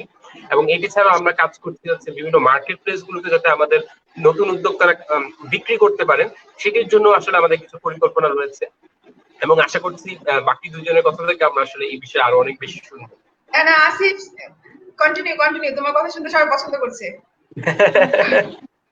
না না, আমি তো কমেন্ট সেকশনে দেখছি এখানে মিছিল চলছে যে আমার বোন তোমার বোন, না না আমার আপু তোমার আপু, নিশা আপু নিশা আপু, আর কিছু দেখা যাচ্ছে না। এই জন্য আমরা মানে দুইটা ছেলে একটু বিব্রতকর অবস্থায় আছে। আসিফ ভাই শুনতে খুব ভালো লাগছে। হ্যাঁ, আমরা আসলে অনেক কমেন্ট পাচ্ছি আপনাদেরকে নিয়ে। আমি একটু যদি কমেন্ট পড়ি, একজন জানতে চেয়েছেন, সেতু কুমার আচার্য, উনি জানতে চেয়েছেন ই কমার্স ব্যবসা শুরু করার কয়েকটি মাধ্যম শেয়ার করলে উপকৃত হতাম। আমাদের মধ্যে কি আসলে আছেন, সাইদ রহমান ভাই কি আছেন? আমি ঠিক বুঝতে পারছি না, উনি যদি আরেকবার বের হয়ে জয়েন করেন তাহলে মনে হয় আমাকে পাবেন। মনে হয় ইন করছেন।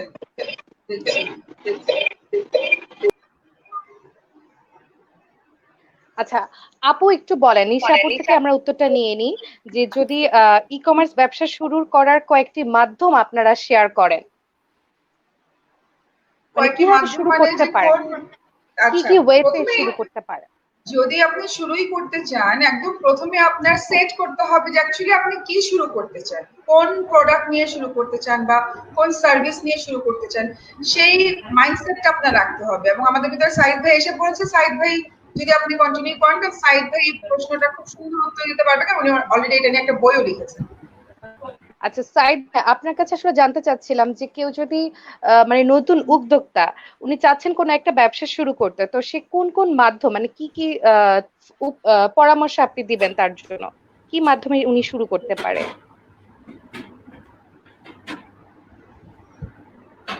আসিফ ভাই, সাইদ ভাই কি শুনতে পাচ্ছেন? শুনতে পাচ্ছে। আমার যে অবস্থা আজকে করলো বুঝছেন, আমার লাইভে একটু সুনাম করলাম না, যে খুব ভালো ছিলাম, এই 3 মাসের ভালো বুঝছেন আজকে উঠাই দিছে। আমি এক হচ্ছে ওয়াইফাই কানেকশন নিতে পারতেছি না, তারপরে মোবাইলের ডাটা দিয়ে কানেকশন হটস্পট করার চেষ্টা করলাম, সেখানেও ডিস্টার্ব করতেছে, হটস্পটে কানেক্ট হয় না। কি একটা বিরক্ত। হটস্পট না করে ডাইরেক্ট মোবাইল ডাটা দিয়ে মোবাইল থেকে করেন, সেটা এখন দুইটা অল্টারনেটিভ ওয়ে রেখেছি। একবার কম্পিউটার থেকে আসছি, সাথে সাথে বাফার সাথে আবার মোবাইল দিয়ে আসছি, আবার মোবাইলে বাফার হলে আবার কম্পিউটার দিয়ে আসছি। সো সরি, বাট আমার মনে হচ্ছে আমাদের এটা দ্বিতীয় পর্ব করতে হবে। আমারও সেম প্রবলেম হয়, তখন দেখা যায় যে আমি কথা শুনছি না বা আমার কথা কেউ শুনছে না। স্ট্রিমিয়ার্ড একটা প্রবলেম আছে যদিও, বাট অসুবিধা নাই, আমরা এনজয় করছি। সাইদ ভাই বলেন। সাইদ ভাই মানে আবার আটকে গেছে। আচ্ছা যাই হোক, আমাদের আসলে দ্বিতীয় পর্ব বের করতে হবে। মাইন্ডসেট করতে হবে। আমি কোশ্চেন অ্যান্সারটা করছি। প্রথমে মাইন্ডসেটটা অনেক জরুরি। আপনি যদি মাইন্ডসেট হয়ে যায়, আপনি যদি ছোট করে শুরু করতে চান, সেটা এফ কমার্সের মাধ্যমে শুরু করতে পারেন। আর যদি একটু গুছাই করতে চান, তাহলে একটা ওয়েবসাইট নিয়ে শুরু করলে ভালো। তো আপনার সবার আগে প্রোডাক্ট সোর্সিংটা আমি বলবো যে প্রোডাক্ট সোর্সিং বা সার্ভিস, এই ব্যাপারটা আপনি একেবারে কনফার্ম হয়ে তারপর নামবেন। আপনার মার্কেট সার্ভেটা খুবই ইম্পর্টেন্ট। আপনি যে কোনো প্রোডাক্টে নিয়ে নামেন, মার্কেটটাকে সার্ভে করে নেবেন যে আপনি কোন মার্কেটটাকে টার্গেট করে নামছেন। হ্যাঁ, আপনি টার্গেট অডিয়েন্স বা টার্গেট পিপলটা কে হবে। আপনি এটা মোটেও চিন্তা করবেন না যে আমার ফ্রেন্ড শাড়ি বা গহনা বিজনেস করছে, ও তো ভালো লাভ করছে, আমিও সেটা শুরু করি, সেটা চিন্তা করে মোটেও নামবেন না। বরং আপনার ক্যাপাসিটি কোন জায়গায় ভালো, সেই ক্যাপাসিটিকে কাজে লাগিয়ে আপনি একটা উদ্যোগ শুরু করতে পারেন কিনা, সেই দিকে আপনি চিন্তা করে নামবেন। অবশ্যই আরেকজনকে কপি পেস্ট করবেন না, তাহলে কিন্তু আপনি বেশি দূর এগোতে পারবেন না। তাহলে আপনি মাঝপথে আটকে যাবেন, যেরকম আজকে আমাদের লাইফটা থেমে যাচ্ছে, এরকম আপনিও আপনার বিজনেসটা থেমে যাবে। আর লাইফে যাই শুরু করেন, ফেইলিয়ার আসবে বা ধাক্কা খাবেন, তার জন্য হতাশ হবেন না। তার জন্য কি করতে হবে, একটু ধৈর্য ধরে থাকতে হবে। যে কোনো উদ্যোগের পিছনে কিন্তু অনেক কষ্ট থাকে, অনেক শ্রম থাকে। আপনি কষ্ট করার মানসিকতা নিয়ে আপনাকে নামতে হবে। আপনি মোটেও এটা ভাববেন না যে ফেসবুকে একটা পেজ খুলে বিজনেস করা তো কোনো ব্যাপার না, ভুল।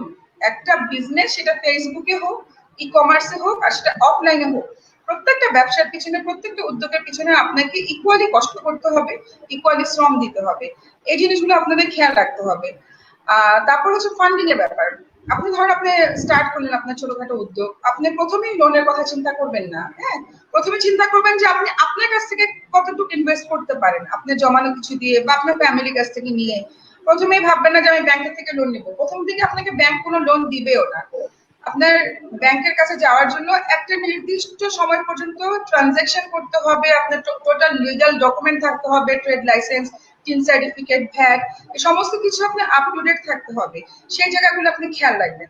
দেন আমি আপনাদেরকে আরেকটা সুখবর দিই, যারা উদ্যোগ নিচ্ছে, আমাদের আইসিটি মিনিস্ট্রি আপনার স্টার্টআপের উপরে ফান্ডিং করছে, আপনার আইডিয়ার উপরে ফান্ডিং করছে। তো সেই জায়গাগুলো আপনারা অ্যাপ্লাই করে রাখবেন। অনেক ভেঞ্চার ক্যাপিটালিস্ট আছে, সব জায়গায় আপনারা মানে চেষ্টা করবেন অ্যাপ্লাই করার জন্য, বাট আইসিটি মিনিস্ট্রিতে আপনারা অবশ্যই অ্যাপ্লাই করবেন। আপনার আইডিয়া যদি পারফেক্ট হয়, ইউনিক কোনো আইডিয়া হয়, তাহলে তারা আপনাকে ডেকে আপনাকে ফান্ডিং করবে। সো ফান্ডিং নিয়ে চিন্তা করবেন না। এক সময় আমরা যখন শুরু করেছি 10 বছর আগে, তখন ফান্ডিং অনেক বড় একটা ইস্যু ছিল, কিন্তু এখন এই সুযোগ, এই মানে সময় কিন্তু ফান্ডিং কোনো ইস্যু না। সো এই স্টেপ গুলো আপনারা ফলো করবেন, মাইন্ডসেট করবেন, আপনারা মার্কেট সার্ভে করবেন, আপনারা আপনাদের টেকনিক্যাল টিম রেডি করবেন, ফান্ডিং রেডি করবেন, এভাবে শুরু করবেন। কম্পিটিশন থাকবে অনেক, হেরে যাওয়া চলবে না। হেরে যাওয়ার আগে মনে করবেন যে এটা আপনার লার্নিং। প্রত্যেকটা হারা মানে হচ্ছে আমি এখান থেকে কিছু শিখেছি, এই শিক্ষা থেকে আমাদের আবার শিক্ষা নিয়ে সামনে আবার এগোতে হবে। তবে একই ভুল বারবার করা চলবে না। আমরা হয়তো ভুল করতে পারি, কিন্তু একই ভুল যদি আমরা বারবার করি সেটা পাপ হয়ে যাবে, সেই জিনিসটা করবেন না। এই জন্য বলবো যে খুবই চিন্তা ভাবনা করে স্টেপ নিবেন, আপনার প্রোডাক্ট বা সার্ভিসটা খুব চিন্তা ভাবনা করে সিলেক্ট করবেন। আর কি আছে এখানে বলার মতো? অনেক বলে চলেছি। আমি অ্যাড করছি কিছু। জি আসিফ ভাই, বলতে পারেন আপনি। আমি তো আমাকে দেখছি না, একটু ব্যাক এন্ডে যিনি কন্ট্রোল করছেন তিনি একটু আমার স্ক্রিনটা দিলে ভালো হতো। আমার আজকে যে কি হচ্ছে, আই হ্যাভ নো আইডিয়া। আমাদের আজকে ইতিহাস তৈরি হলো, ইতিহাস। ওর পাশাপাশি আমাদের যিনি হচ্ছেন প্রোগ্রাম মডারেটর, উনি হচ্ছে মনে হয় নেট প্রবলেমে আটকে গেছেন। এই তো যাক, আমরা আসিফ ভাই আপনি আরো কিছু পয়েন্ট আমাদেরকে অ্যাড করে দেন। নিশাপুর সাথে অ্যাড করি, বা প্রথমত একদম ইনিশিয়াল পয়েন্টটাতে আসি। আমার মনে হয় সবার আগে ই কমার্স ব্যবসা আপনার জন্য না, মানে এটা সবাই সাধারণভাবে সবার জন্য বললাম। এই কথাটাতে আমি আগে আপনাকে পজ দিলাম। পজ দেওয়ার কারণ হচ্ছে আমরা যে জিনিসটা হয়, এখন অনেক হুজুগ দেখতে পাচ্ছি, প্রচুর মানুষ আসলে অনেক শখে শখে বিজনেসে নামছেন। এই যে আমাদের ওই গ্রুপে লাখপতি কথা হচ্ছে, এইটা দেখে যে কোনোদিন বিজনেস কোথাও চিন্তা করেনি অনেকেই হুট করে নেমে যাচ্ছেন, যা দেওয়ার মতো যে টিকতে পারবে না। সো এই জায়গাটার জন্য সবার আগে আপনাকে মনে রাখতে হবে যে জীবনে স্বাভাবিকভাবেই আমরা কিন্তু ইউনিভার্সিটি লাইফে প্রত্যেকেই টিউশনি করতাম। টিউশনিতে কিন্তু অল্প সময় অনেক টাকা কামানো যায়, কিন্তু ধরেন অনেক আমারও ছিল যে টিউশনি করে আমি একটা সময় মাসে 30 থেকে 40,000 টাকা কামাতাম, দৈনিক 3 ঘন্টা সময় দিই। কিন্তু এইটা কিন্তু বাস্তব জীবনে করা অনেক কঠিন। তো এই জিনিসটা হচ্ছে এরকম যে টিউশনি আর একটা জবের মধ্যে যেরকম পার্থক্য আছে, এরকম শৌখিন ব্যবসা আসলে আর একদম রিয়েল উদ্যোক্তা হতেও পার্থক্য আছে। এবং একজন রিয়েল উদ্যোক্তা হতে হলে, বা আপনি নিজে ই কমার্স ব্যবসা যে কোনো কিছু করতে হোক, সবার আগে আপনার যে কোনো একটি গ্রুপে, এটা উইয়ে হোক, এটা ইকেপে হোক, বা সবকিছু মিলে হোক, আমার পরামর্শ হচ্ছে 6 মাস আপনি আগে পর্যবেক্ষণ করেন। আপনি হুট করেই মনে হলো এত টাকা শুরু করে দিয়েছে, উনি করতে করতে লাখপতি হয়ে গেছে, আপনি ভুলে যান এগুলা, মানে এগুলোর দিকে যেন না। কাজে সবার আগে 6 মাস শুধুমাত্র গাধার খাটুনি খাটুন, শুধু শিখার চেষ্টা করুন। আমি আমার অভিজ্ঞতার আগে বললাম, আমি যখন ই কমার্সে এসেছি তার আগে যতগুলো ই কমার্স কোম্পানি ছিল, তখন সবার আগে আমি সব সাইটগুলোতে প্রোডাক্ট দেওয়ার চেষ্টা করতাম। তারা বলতাম যে আপনার সেলসে ভালো, আপনার সেল করেন, আমি আপনাদেরকে প্রোডাক্ট সোর্স করে দিচ্ছি। এইভাবে সবার আগে আমি কিন্তু আমার সেলস চ্যানেলটাকে তৈরি করেছিলাম। কারণ সবার আগে আপনাকে মনে রাখতে হবে, এটা ই কমার্স হোক, অফলাইন হোক, আপনার কাছে বা আপনি একটা জবে হোক, আপনার ভ্যালু ততক্ষণ পর্যন্ত থাকবে যতক্ষণ পর্যন্ত আপনি সেল করতে পারবেন। অ্যাজ এ মার্কেটার এইটা হচ্ছে একজন উদ্যোক্তার সবার প্রাথমিক গুণ। আপনি ভালো রিসার্চার, এটা আপনাকে কখনো উদ্যোক্তা বানাতে পারবেন না, বাট আপনি ভালো মার্কেটার, এটা একটা উদ্যোক্তার প্রাথমিক যোগ্যতা, আপনার যে কোনো কিছু বিক্রি করার ক্ষমতা। এবং সেটি টেস্ট করতে হলে আপনি প্রথমে অন্যের প্রোডাক্টকে প্রমোট করার চেষ্টা করুন, বিভিন্ন প্ল্যাটফর্মে থাকুন, ওইখানে দেখুন কে কিভাবে বিজনেস করছে, কে কোন বিজনেসে ধরা খাচ্ছে, কোন বিজনেসটা ভালো হচ্ছে, এইভাবে মার্কেটটাকে যাচাই করার চেষ্টাটা হচ্ছে একজন উদ্যোক্তার জন্য সবচেয়ে ইম্পর্টেন্ট, যে সে কি নিয়ে কাজ করবে। কারণ এটি একটা তার একটা স্বপ্ন, সেই স্বপ্নটাকে তার জীবনের সাথে বাস্তবিক কিনা এটি মিলিয়ে দেখা আমাদের জন্য অনেক বেশি ইম্পর্টেন্ট। এবং যখন আমি মনে করবো যে না সবকিছু মিলিয়ে আমি এটাই ভালো, যেমন আমি কেন বলছি, একটা উদাহরণ হিসেবে এখানে নিয়ে আসতে চাই। আমরা ছেলেদের মধ্যে এই জিনিসটা অনেক বেশি দেখা যাচ্ছে। এই করোনার সময়ে স্বাভাবিকভাবেই আমাদের সকল কার্যক্রম বন্ধ, আমরা এবং কাস্টমার হিসেবে আমাদের বাইং ক্যাপাসিটি কমে গিয়েছে। এই সময় প্রয়োজন হচ্ছে সবার হচ্ছে নিত্য প্রয়োজনীয় দ্রব্য বা সামগ্রী সমূহ, গ্রোসারি জিনিসগুলো সবার বেশি বেশি প্রয়োজন হচ্ছে। এই সময়টাতে দেখা যাচ্ছে যে এখন পর্যন্ত শুধু এই লকডাউনে 1000-এর উপর নতুন উদ্যোগ তৈরি হয়েছে যারা শুধুমাত্র গ্রোসারি নিয়ে বিজনেস করছে, অর্থাৎ চাল ডাল এগুলো বিক্রি করার চিন্তা করছে। কিন্তু আদৌ এটা তার জন্য পারফেক্ট বিজনেস কিনা এটাই হয়তো তারা চিন্তা করছেন। হঠাৎ করে মনে করছে যে সেলস আছে, সেলস করব। সো আমি যদি একটা উদাহরণ দিয়ে বুঝাই, যেমন আপনি একজন উদ্যোক্তা হিসেবে চিন্তা করলেন যে আপনি একটি মোবাইল ফোন বিক্রি করবেন, এটাই হয়তো আপনার ধরেন চিন্তা। তো এই মোবাইল ফোন বিক্রির বিজনেস মডেলটাকে আমরা একটু আলোচনা করি, যে মোবাইল ফোন বিক্রি করলে আপনি একটি মোবাইল যদি বিক্রি করতে পারেন তাহলে আপনার সেই মোবাইল ফোনটাতে ধরলাম আমরা আপনার 1000 টাকা প্রফিট। তো আপনি একদিনে বিভিন্নভাবে মার্কেটিং করলেন, করে একটি মোবাইল অর্ডার পেলেন। তো এতে আপনার নিজের কম্পিউটার নিজের বাসা থেকে প্রাথমিকভাবে অপারেট করতে পারছেন। একটি মোবাইল সেল করে আপনার প্রফিট হলো হচ্ছে 1000 টাকা। এবং এটি যেহেতু ছোট একটি প্রোডাক্ট, আপনি একটি ডেলিভারি কোম্পানিকে বা নিজের ছোট ভাই বা কাউকে দিলেন, ব্যাগে করে সে নিয়ে ডেলিভার করে দিয়ে আসে। তাহলে এতে আপনার ডেলিভারি পারপাসে খরচ হচ্ছে ধরলাম আরো 50 থেকে 100 টাকা। তাহলে আপনার কাছে 900 টাকা প্রফিট আছে। এটি এক ধরনের বিজনেস। এখন আপনি সেম বিজনেসটা যদি গ্রোসারিতে সেল করতে চান, ওই 20,000 টাকা দামের যেখানে মোবাইল বিক্রি করেছেন, আপনি যদি 20,000 টাকা গ্রোসারি বিক্রি করতে চান, আপনি তখন জানতে হবে যে 20,000 টাকা মানুষের একটা বাজারের এভারেজ কস্ট থাকে হচ্ছে 1,000 টাকা। অর্থাৎ একজনের জায়গায় আপনাকে সেখানে হচ্ছে 20 জন কাস্টমারকে সার্ভ করতে হবে। আর 1,000 টাকা গ্রোসারি মানে হচ্ছে এটার ওয়েট, যদি চাল ডাল এগুলো হিসাব করে করি, এটার এভারেজ ওয়েট হচ্ছে 10 কেজি। 10 কেজি মানে হচ্ছে 20 জন কাস্টমারকে সার্ভ করতে হলে আপনাকে হচ্ছে প্রায় 200 কেজি হচ্ছে একদিনে ডেলিভারি করতে হবে। সো এই 200 জন কেজি ডেলিভারি করার জন্য আপনার এক এক নিজের একটা ডেলিভারি চ্যানেল লাগবে, নিজের একটা ওয়্যার হাউস লাগবে যেখানে আপনি এই 200 কেজি মাল কোথাও রাখতে পারেন, এটি তৈরি করতে হবে। এবং আপনার সেখানে আপনি সাইকেল কিছুদিন ডেলিভার করতে পারবেন না, আপনার একটি পিক আপ লাগবে। তো এই প্রচুর কস্টিং গুলো করার পরেও এই 20,000 টাকার মধ্যে গ্রোসারিতে অ্যাভারেজ প্রফিট মার্জিন হচ্ছে 10%, অর্থাৎ 2,000 টাকা। তো 20,000 টাকা সেল করে আপনি এখানে হয়তো 2,000 টাকা পেলেন, কিন্তু এইটি করতে যে প্রসেস কস্ট হিসেবে আপনার দেখা যাবে যে প্রায় 2 থেকে 3,000 টাকা আপনার প্রসেস কস্ট চলে যাচ্ছে। সো এই জন্য বললাম যে আমরা হয়তো দেখবো যে চাল ডাল ছাড়া এই 8 বছরে খুব বেশি সাকসেসফুল মডেল কিন্তু গ্রোসারিতে হয়নি, আবার এখন হচ্ছে। আমরা দেখছি ইভেলি শুরু করেছে, কাবলিওয়ালা শুরু করেছে, এরকম অনেক অনেক দ্বারা শুরু করেছে, সবাই করছে। তো এটি বলার একটি উদ্দেশ্য হচ্ছে আপনি যেই বিজনেসটাই করতে চান না কেন, আপনার বিজনেস মডেলটিকে আগে ভাঙুন। অনেকেই বলছেন দেশীয় প্রোডাক্ট নিয়ে কাজ করছে, আমরা অনেক বেশি উৎসাহিত করছি। দেশীয় প্রোডাক্টটা আপনার জন্য কতটুকু সুইটেবল সেটাও চিন্তা করুন। হয়তো না আপনি হয়তো অন্য একটা প্রোডাক্ট ভালো বিক্রি করতে পারেন, নাকি এইটি ভালো বিক্রি করতে পারেন, এই জিনিসটা আপনার জানা জরুরি। তো প্রাথমিকভাবে নিজের ইনফরমেশনটাকে তৈরি করুন, বিভিন্ন ওয়ে থাকুন বা ইকেবে থাকুন, এইগুলো থেকে জানার চেষ্টা করুন।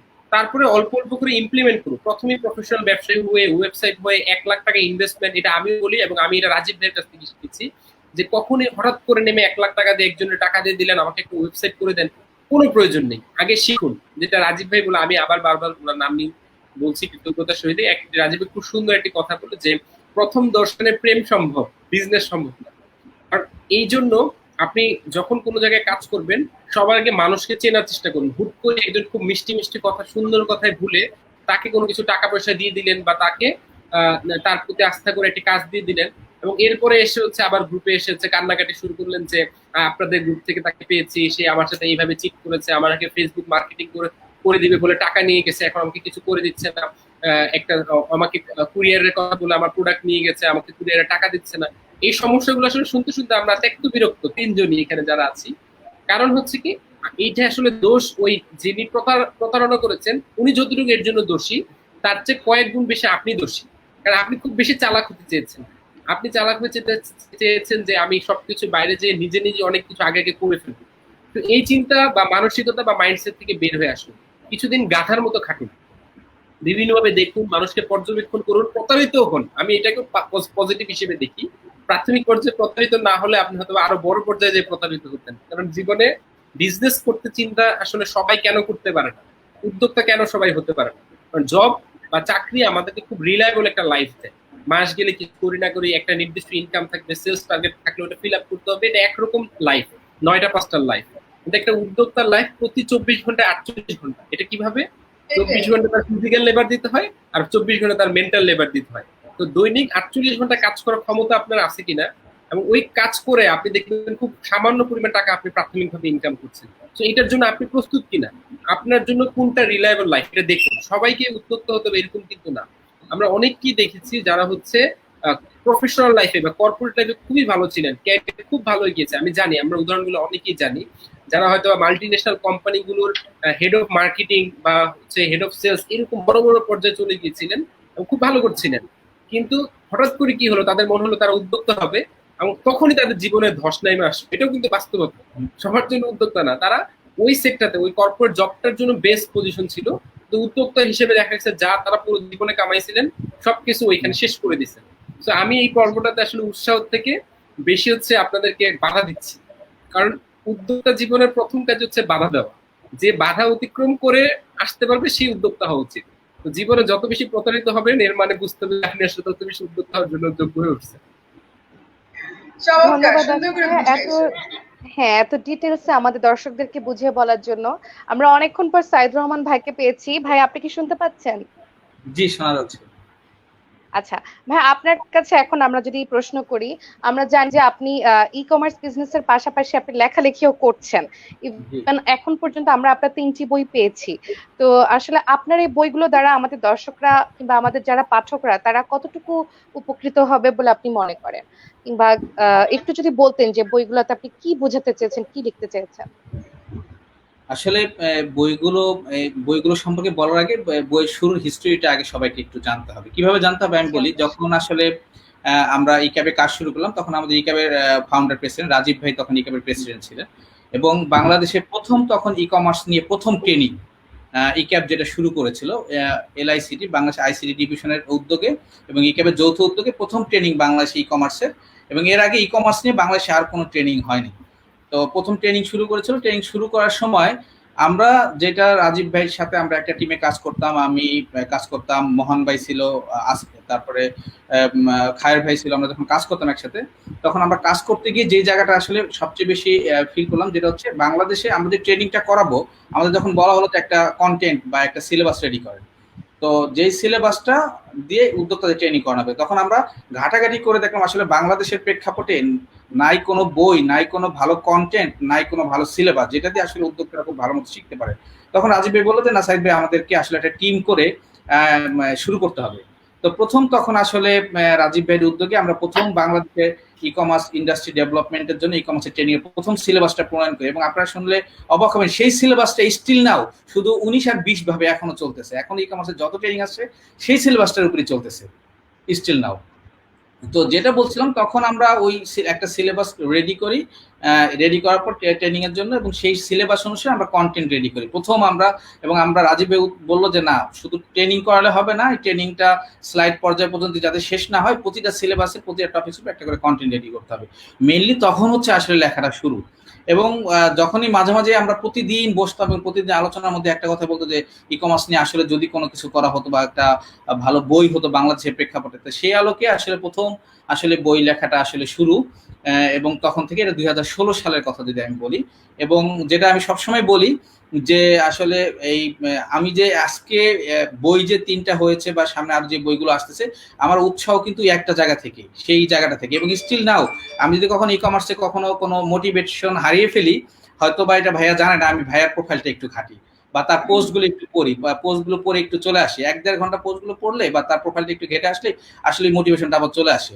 তো যেই জায়গা থেকে বলি যে 3টা ক্যাটাগরিতে আসলে বইটা করা হয়েছে। একটা বই হচ্ছে ফান্ডামেন্টাল অফ ই কমার্স, যারা ই কমার্স ব্যবসা একেবারেই নতুন আসতেছে, দেখা গেল কি যে আমরা আসলে 3টা টাইপ কারণে আমরা ই কমার্স ব্যবসায় আসি বা এফ কমার্সে আসি। একটা হচ্ছে আমার বিজনেস করতে হবে, শখ, আমি বিজনেস চলে আসছি।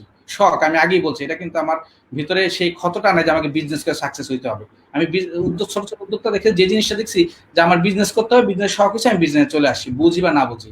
আরেকটা জায়গায় দেখি যে হয় পাশের বাসার আপু অথবা ভাই একটা বিজনেস শুরু করছে, তার দেখা দেখে আমাকেও একটা করতে হবে, সেও ড্রেস করে আমাকেও ড্রেস করতে হবে, সেও কসমেটিক্স করে আমাকেও কসমেটিক্স করতে হবে, সেও দেশি প্রোডাক্ট করে আমারও দেশি প্রোডাক্ট করতে হবে। আর আমি দেশি প্রোডাক্ট বা যে প্রোডাক্টটা নিয়ে কাজ করতেছি সেই প্রোডাক্ট সম্পর্কে আমার প্রোডাক্ট নলেজ আছে কিনা, প্রোডাক্ট সোর্সিং এর জায়গাটা স্মুথ আছে কিনা, প্রোডাক্ট মার্কেটিং চ্যানেলটা ঠিক আছে কিনা, আমার টার্গেট অডিয়েন্সটা ঠিক আছে কিনা, আমার টার্গেটের লোকেশনটা ঠিক আছে কিনা, সেই কিছু চিন্তা না করে পাশের বাসার আপু ভাইয়া ভাবি শুরু করছে, আমাকে শুরু করে দিতে হবে। এই একটা সেকেন্ড কারণ।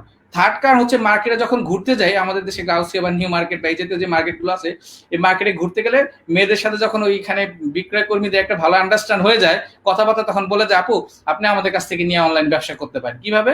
আমি একদম প্র্যাকটিক্যাল এক্সপিরিয়েন্স বলতেছি যে আপনি রাতের বেলা, আমাদের দোকান তো 8টায় বন্ধ হয়ে যায়, আপনি আমাদের কাছ থেকে প্রোডাক্টটা রাতের বেলা নিয়ে যাবেন, নিয়ে লাইভে নিয়ে বিক্রি করবেন, বিক্রি করার পর পরের দিন সকালে আবার দিয়ে যাবেন, দোকান খোলা লাগে, আমি আবার দোকানে প্রোডাক্ট উঠে ফেলবো।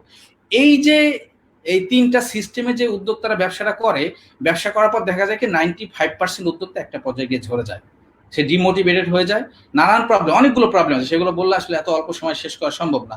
তো সেই জায়গা থেকে আমি দেখলাম যে সবচেয়ে নতুন উদ্যোক্তাদের ক্ষেত্রে সবচেয়ে যে প্রবলেমটা হয় তারা হচ্ছে নলেজের ঘাটতি। আমি সবসময় বলি যে আপনি যেই ব্যবসায় করেন না কেন, ই কমার্স ব্যবসা, সবার ধারণা যে ই কমার্স ব্যবসা বা ই কমার্স ব্যবসা পৃথিবীর মধ্যে সবচাইতে সহজ ব্যবসা, অথচ এটা বুঝে না যে অন্যান্য ব্যবসায় যে যোগ্যতা বা যে গুণাবলীগুলো লাগে, ই কমার্স ব্যবসায় সেই যোগ্যতা তো অবশ্যই লাগে, বরঞ্চ একটা নলেজ আসলে একটা বেশি লাগে, সেটা হচ্ছে টেকনোলজি নলেজ। বাট আমরা কি করি, একটা কমন কথা, যেটা নাকি সবচেয়ে সহজ ব্যবসা, অদ্ভুত একটা শব্দ আমরা যোগ করেছি, সহজ ব্যবসা সহজভাবে নেমে যায়, আবার সহজভাবে পিছিয়ে পড়ি, লস করে ফেলি। তো সেই জায়গা থেকে ই কমার্স ব্যবসা হচ্ছে নলেজেবল ব্যবসা, যার নলেজ এবং যার এক্সপিরিয়েন্স যত স্ট্রং, বিশেষ করে আমি নলেজটা যার যত ভালো, তার বিজনেসের টিকে থাকাটা তত বেশি স্ট্রং এবং তার পসিবিলিটি তত বেশি। তো সেই জায়গা থেকে আসলে মানে আমি যেটা বলবো যে ই কমার্সে একদম নতুন যারা আসছে তাদের জন্য আসলে এই বইটা ফান্ডামেন্টাল অফ ই কমার্স, তারা আসলে বেসিক নলেজগুলো তাদের একদম বেসমেন্ট আগে স্ট্রং করতে হবে। সেই বেসমেন্ট স্ট্রং করার জন্য ফান্ডামেন্টাল অফ ই কমার্স বইটা। তারপরে যে বইটা নিয়ে আমি বলবো যে সেটা হচ্ছে transformation of business to business. আপনি পেন্ডামিক, যদিও বইটা আমার গত বছরের লেখা, transformation of business to business, but এই পেন্ডামিক সিচুয়েশনে দেখেন যে প্রতিটা ট্রেডিশনাল ব্যবসা কিন্তু বসে গেছে, প্রতিটা ট্রেডিশনাল ব্যবসা, দোকানপাট খুলতে পারতেছে না, মার্কেট খুলতে পারতেছে না। যখন আমরা অনলাইন ব্যবসার কথা বলতাম তখন হতো কি তারা এই জিনিসটাকে গুরুত্ব দিত, আরে ভাই প্রোডাক্ট কি না দেখে কেনা যায় কিনা, তাহলে এই পেন্ডামিক সিচুয়েশনে মানুষ বিজনেস করলো কিভাবে, একমাত্র ই কমার্স ব্যবসায়ীরা কিন্তু টিকে থাকতেছে। তো ওই জায়গাটাকে কেন্দ্র করে যারা ট্রেডিশনাল ব্যবসা থেকে অনলাইন ব্যবসা আসতে চায় তাদের জন্য একটা গাইডলাইন হিসেবে হচ্ছে transformation of business to business. এটা একটা গেল নতুনদের জন্য, আরটা গেল যারা ট্রেডিশনাল ব্যবসা থেকে অনলাইনে আসতে চায়।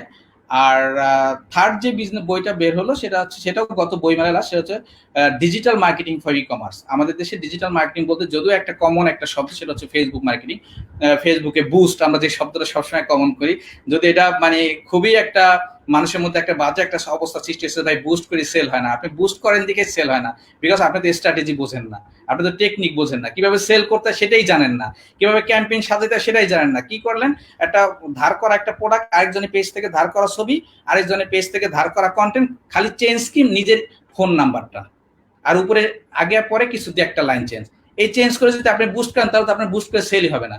এই যে আমাদের যে স্ট্র্যাটেজিক্যাল যে বিষয়গুলো আছে, এই বিষয়গুলো আসলে আমরা ক্লিয়ার না। আসলে আমরা আসলে ফেসবুক প্ল্যাটফর্মটাকে কিভাবে ইউজ করব ই কমার্সের জন্য, টুইটারটাকে কিভাবে ইউজ করবো ই কমার্সের জন্য, লিঙ্কডইনটাকে কিভাবে ইউজ করবো ই কমার্সের জন্য, গুগলকে কিভাবে ইউজ করবো ই কমার্সের জন্য, ইউটিউবকে কিভাবে ইউজ করবো ই কমার্সের জন্য, এই বিষয়গুলো সম্পর্কে আসলে আমরা ক্লিয়ার না। তো ওই ক্লিয়ার একটা ধারণা দেওয়ার জন্য স্ট্র্যাটেজিক্যাল একটা কমপ্লিট একটা বই, সেটা হচ্ছে digital marketing for e commerce. এই হচ্ছে 3টা বই আসলে ক্লিয়ার বিষয়টা, এবং শুরুটা আসলে কিভাবে ছিল এটা আর কি বলা আর কি। ধন্যবাদ ভাইয়া। আশা করি আপনার এই বইগুলো পড়ে আমাদের যারা নতুন উদ্যোক্তা আছে কিংবা যারা উদ্যোক্তা হওয়ার চিন্তা করছে তারা অনেক কিছু জানতে পারবে। এবং আমি আমাদের দর্শকদের উদ্দেশ্যে জানিয়ে দিই, আমাদের সাইদ রহমান ভাইয়ের এই 3টি বই আপনারা বান্ডেল আকারে পেয়ে যাবেন আমাদের বইবাজার.com এর ওয়েবসাইট থেকে। ভাইয়া আপনাকে যেহেতু অনেকক্ষণ পর পেয়েছি, সেহেতু আপনার কাছে আমরা আরেকটা প্রশ্ন করি, সেটা হচ্ছে যে ই কমার্স ক্যারিয়ার গড়তে তরুণদের উদ্দেশ্যে আপনি কি পরামর্শ দিবেন? আপনি যদি 3টা পরামর্শ খুবই সংক্ষেপে আমাদেরকে একটু বলেন। আচ্ছা, এখানে যদি আমি পরামর্শ তো বড় আগে আমি বলতে হবে যে ই কমার্স ক্যারিয়ার আসলে কোন কোন জায়গায় আছে। 2টা জায়গায় আছে, হয় আপনাকে উদ্যোক্তা হতে হবে, অথবা আমাদের দেশে প্রচুর পরিমাণে ই কমার্স প্রতিষ্ঠান তৈরি হচ্ছে, বড় বড় ফরেন ইনভেস্টমেন্ট আসতেছে, বড় বড় গ্রুপ অফ কোম্পানিগুলো আসতেছে, এখানে একটা দক্ষ লোকের একটা সংকট দেখা দিচ্ছে। সো এই জায়গা থেকে আমাদের 2টা জায়গায় ক্যারিয়ার আছে, একটা হচ্ছে আমাদের দক্ষ লোকের ওইখানে একটা অভাব পূরণ করতে হবে, একটা হচ্ছে যদি উদ্যোক্তা হচ্ছে উদ্যোক্তা হিসেবে নিজেকে এস্টাবলিশ করতে হবে। সেই ক্ষেত্রে 80% নলেজ আমাদের ক্ষেত্রে সেম। আমি যদি কোনো কোম্পানিতে ই কমার্স প্রতিষ্ঠানে জবের জন্য যেতে চাই, আমাকে যেই নলেজগুলো আসলে জানতে হবে, ই কমার্স প্রতিষ্ঠানে যেই নলেজগুলো জানতে হবে সেম 80% একেবারেই সেম। তো 3টা পরামর্শ হচ্ছে, প্রথমে হচ্ছে আপনাকে আপনি যেই প্রতিষ্ঠানেই আপনি বিজনেস করেন অথবা আপনি জব করেন, কেরিয়ারে যে জায়গাটাতেই যান না কেন ই কমার্সে, আপনাকে প্রথম যে বিষয়টা করতে হচ্ছে, আপনি আসলে যেই ইন্ডাস্ট্রিতে যাচ্ছেন সেই ইন্ডাস্ট্রি সম্পর্কে একটা ক্লিয়ার ধারণা থাকতে হবে। লোকাল ইন্ডাস্ট্রি সম্পর্কে আপনাকে একটা ক্লিয়ার ধারণা থাকতে হবে, বাইরের ই কমার্স ইন্ডাস্ট্রি সম্পর্কে আপনাকে একটা ক্লিয়ার ধারণা থাকতে হবে। এই দুইটা ইন্ডাস্ট্রি, দেশ এবং দেশের বাইরের ই কমার্স ইন্ডাস্ট্রি নলেজ যদি না থাকে, আপনি বিজনেসটাকে আগাতেও পারবেন না, এবং আপনি যদি ভালো কোনো পজিশনে জব করতে যান সেই জায়গাতে পারবেন না। নাম্বার 1। নাম্বার 2, আমরা যদি এখানে প্রোডাক্ট সেকশনে যাই বা ক্যাটাগরি সেকশনে যাই, আমাকে প্রোডাক্ট নলেজ এবং মার্কেট সম্পর্কে খুব ভালো ধারণা থাকতে হবে। আমি যেই ক্যাটাগরিতে জব করি না কেন, যেমন আমাদের যেই বড় কোম্পানিগুলো আছে, দারাজ বা ইভেলি বা টালটালের মতো কোম্পানিগুলো, এখানে অনেকগুলো ক্যাটাগরি আছে। সো প্রতিটা ক্যাটাগরি ক্ষেত্রে হয় কি, ক্যাটাগরি ম্যানেজার থাকে। তো এখন ক্যাটাগরি ম্যানেজার, হঠাৎ করে ই কমার্স প্রতিষ্ঠানে জবের জন্য আপনাকে অ্যাপ্লাই করতে বলা হলো, আপনি গিয়ে দেখলেন ক্যাটাগরি ম্যানেজার, আপনি বুঝলেন না ক্যাটাগরি কি, আপনার প্রোডাক্ট সম্পর্কে নলেজ নাই, কোন ক্যাটাগরি প্রোডাক্টে আপনাকে ম্যানেজারের পোস্টের জন্য অ্যাপ্লাই করছে সেই সম্পর্কে জানা নাই। ফলে হয় কি, আমরা অ্যাপ্লাই করি এবং অনেক ক্ষেত্রে কোম্পানিগুলো লোক নিয়োগও করে। কেন নিয়োগ করে? আসলে তো নলেজেবল লোক নাই। তখন তাদের ক্ষেত্রে, আমাদের ক্ষেত্রে প্রবলেমটা হচ্ছে আমরা 6 মাস পিছিয়ে পড়ি, আর কোম্পানির ক্ষেত্রে প্রবলেমটা হচ্ছে কোম্পানি একটা যেহেতু নলেজেবল লোক পায় না, তার মানে তাকে তৈরি করতে কোম্পানি 6 মান্থ ইনভেস্টমেন্টে যেতে হয়, ওর পিছনে ইনভেস্টমেন্টে যেতে হয়। সো সেই ক্ষেত্রে আমি যেই সেকশনে জব করি না কেন, এটা হতে পারে আমার প্রোডাক্ট সেকশনে, হতে পারে আমার মার্কেটিং সেকশনে, হতে পারে আমার ব্র্যান্ডিং সেকশনে, হতে পারে আমার বিজনেস ডেভেলপমেন্ট সেকশনে, হতে পারে আমার অ্যাডমিনিস্ট্রেশন লেভেলে। সো আমি যেই সেকশনে জবে যাই না কেন, সেকেন্ড যে সাজেশনটা হচ্ছে সেই সেকশন সম্পর্কে এবং সেই সেকশনের সাথে টেকনোলজিকে সমন্বয় করে আপনাকে নলেজটা নিয়ে তারপর সেখানে যাইতে হবে। আর থার্ড যেই জায়গাটাও আমি বলবো, যে জায়গাটাতে আপনাকে আমার সাজেশন বা আমার রিকোয়েস্ট থাকবে, সেটা হচ্ছে আমরা যখন কোনো প্রতিষ্ঠানে যাই, গিয়ে আমাদের মনে যখন আমরা কিছু শিখে যাই, 6 মাস যখন প্রতিষ্ঠান আমার প্রতি ইনভেস্টমেন্ট করে, তখন আমাদের মনে একটা, আমি যদি খাঁটি বাংলা আপনাদেরকে বুঝাই, সেটা পাখা গজায় যায়। কিরকম? তখন আমরা শিফট করতে থাকি, আল্লাহ এই কোম্পানি তো আমাকে 30,000 টাকা 25,000 টাকা বেতন দিচ্ছে, ওই কোম্পানি কোনো বড় ভাই সিনিয়র কারোর সাথে কমিউনিকেট করা শুরু করে যে শিফট করা যায় কিনা।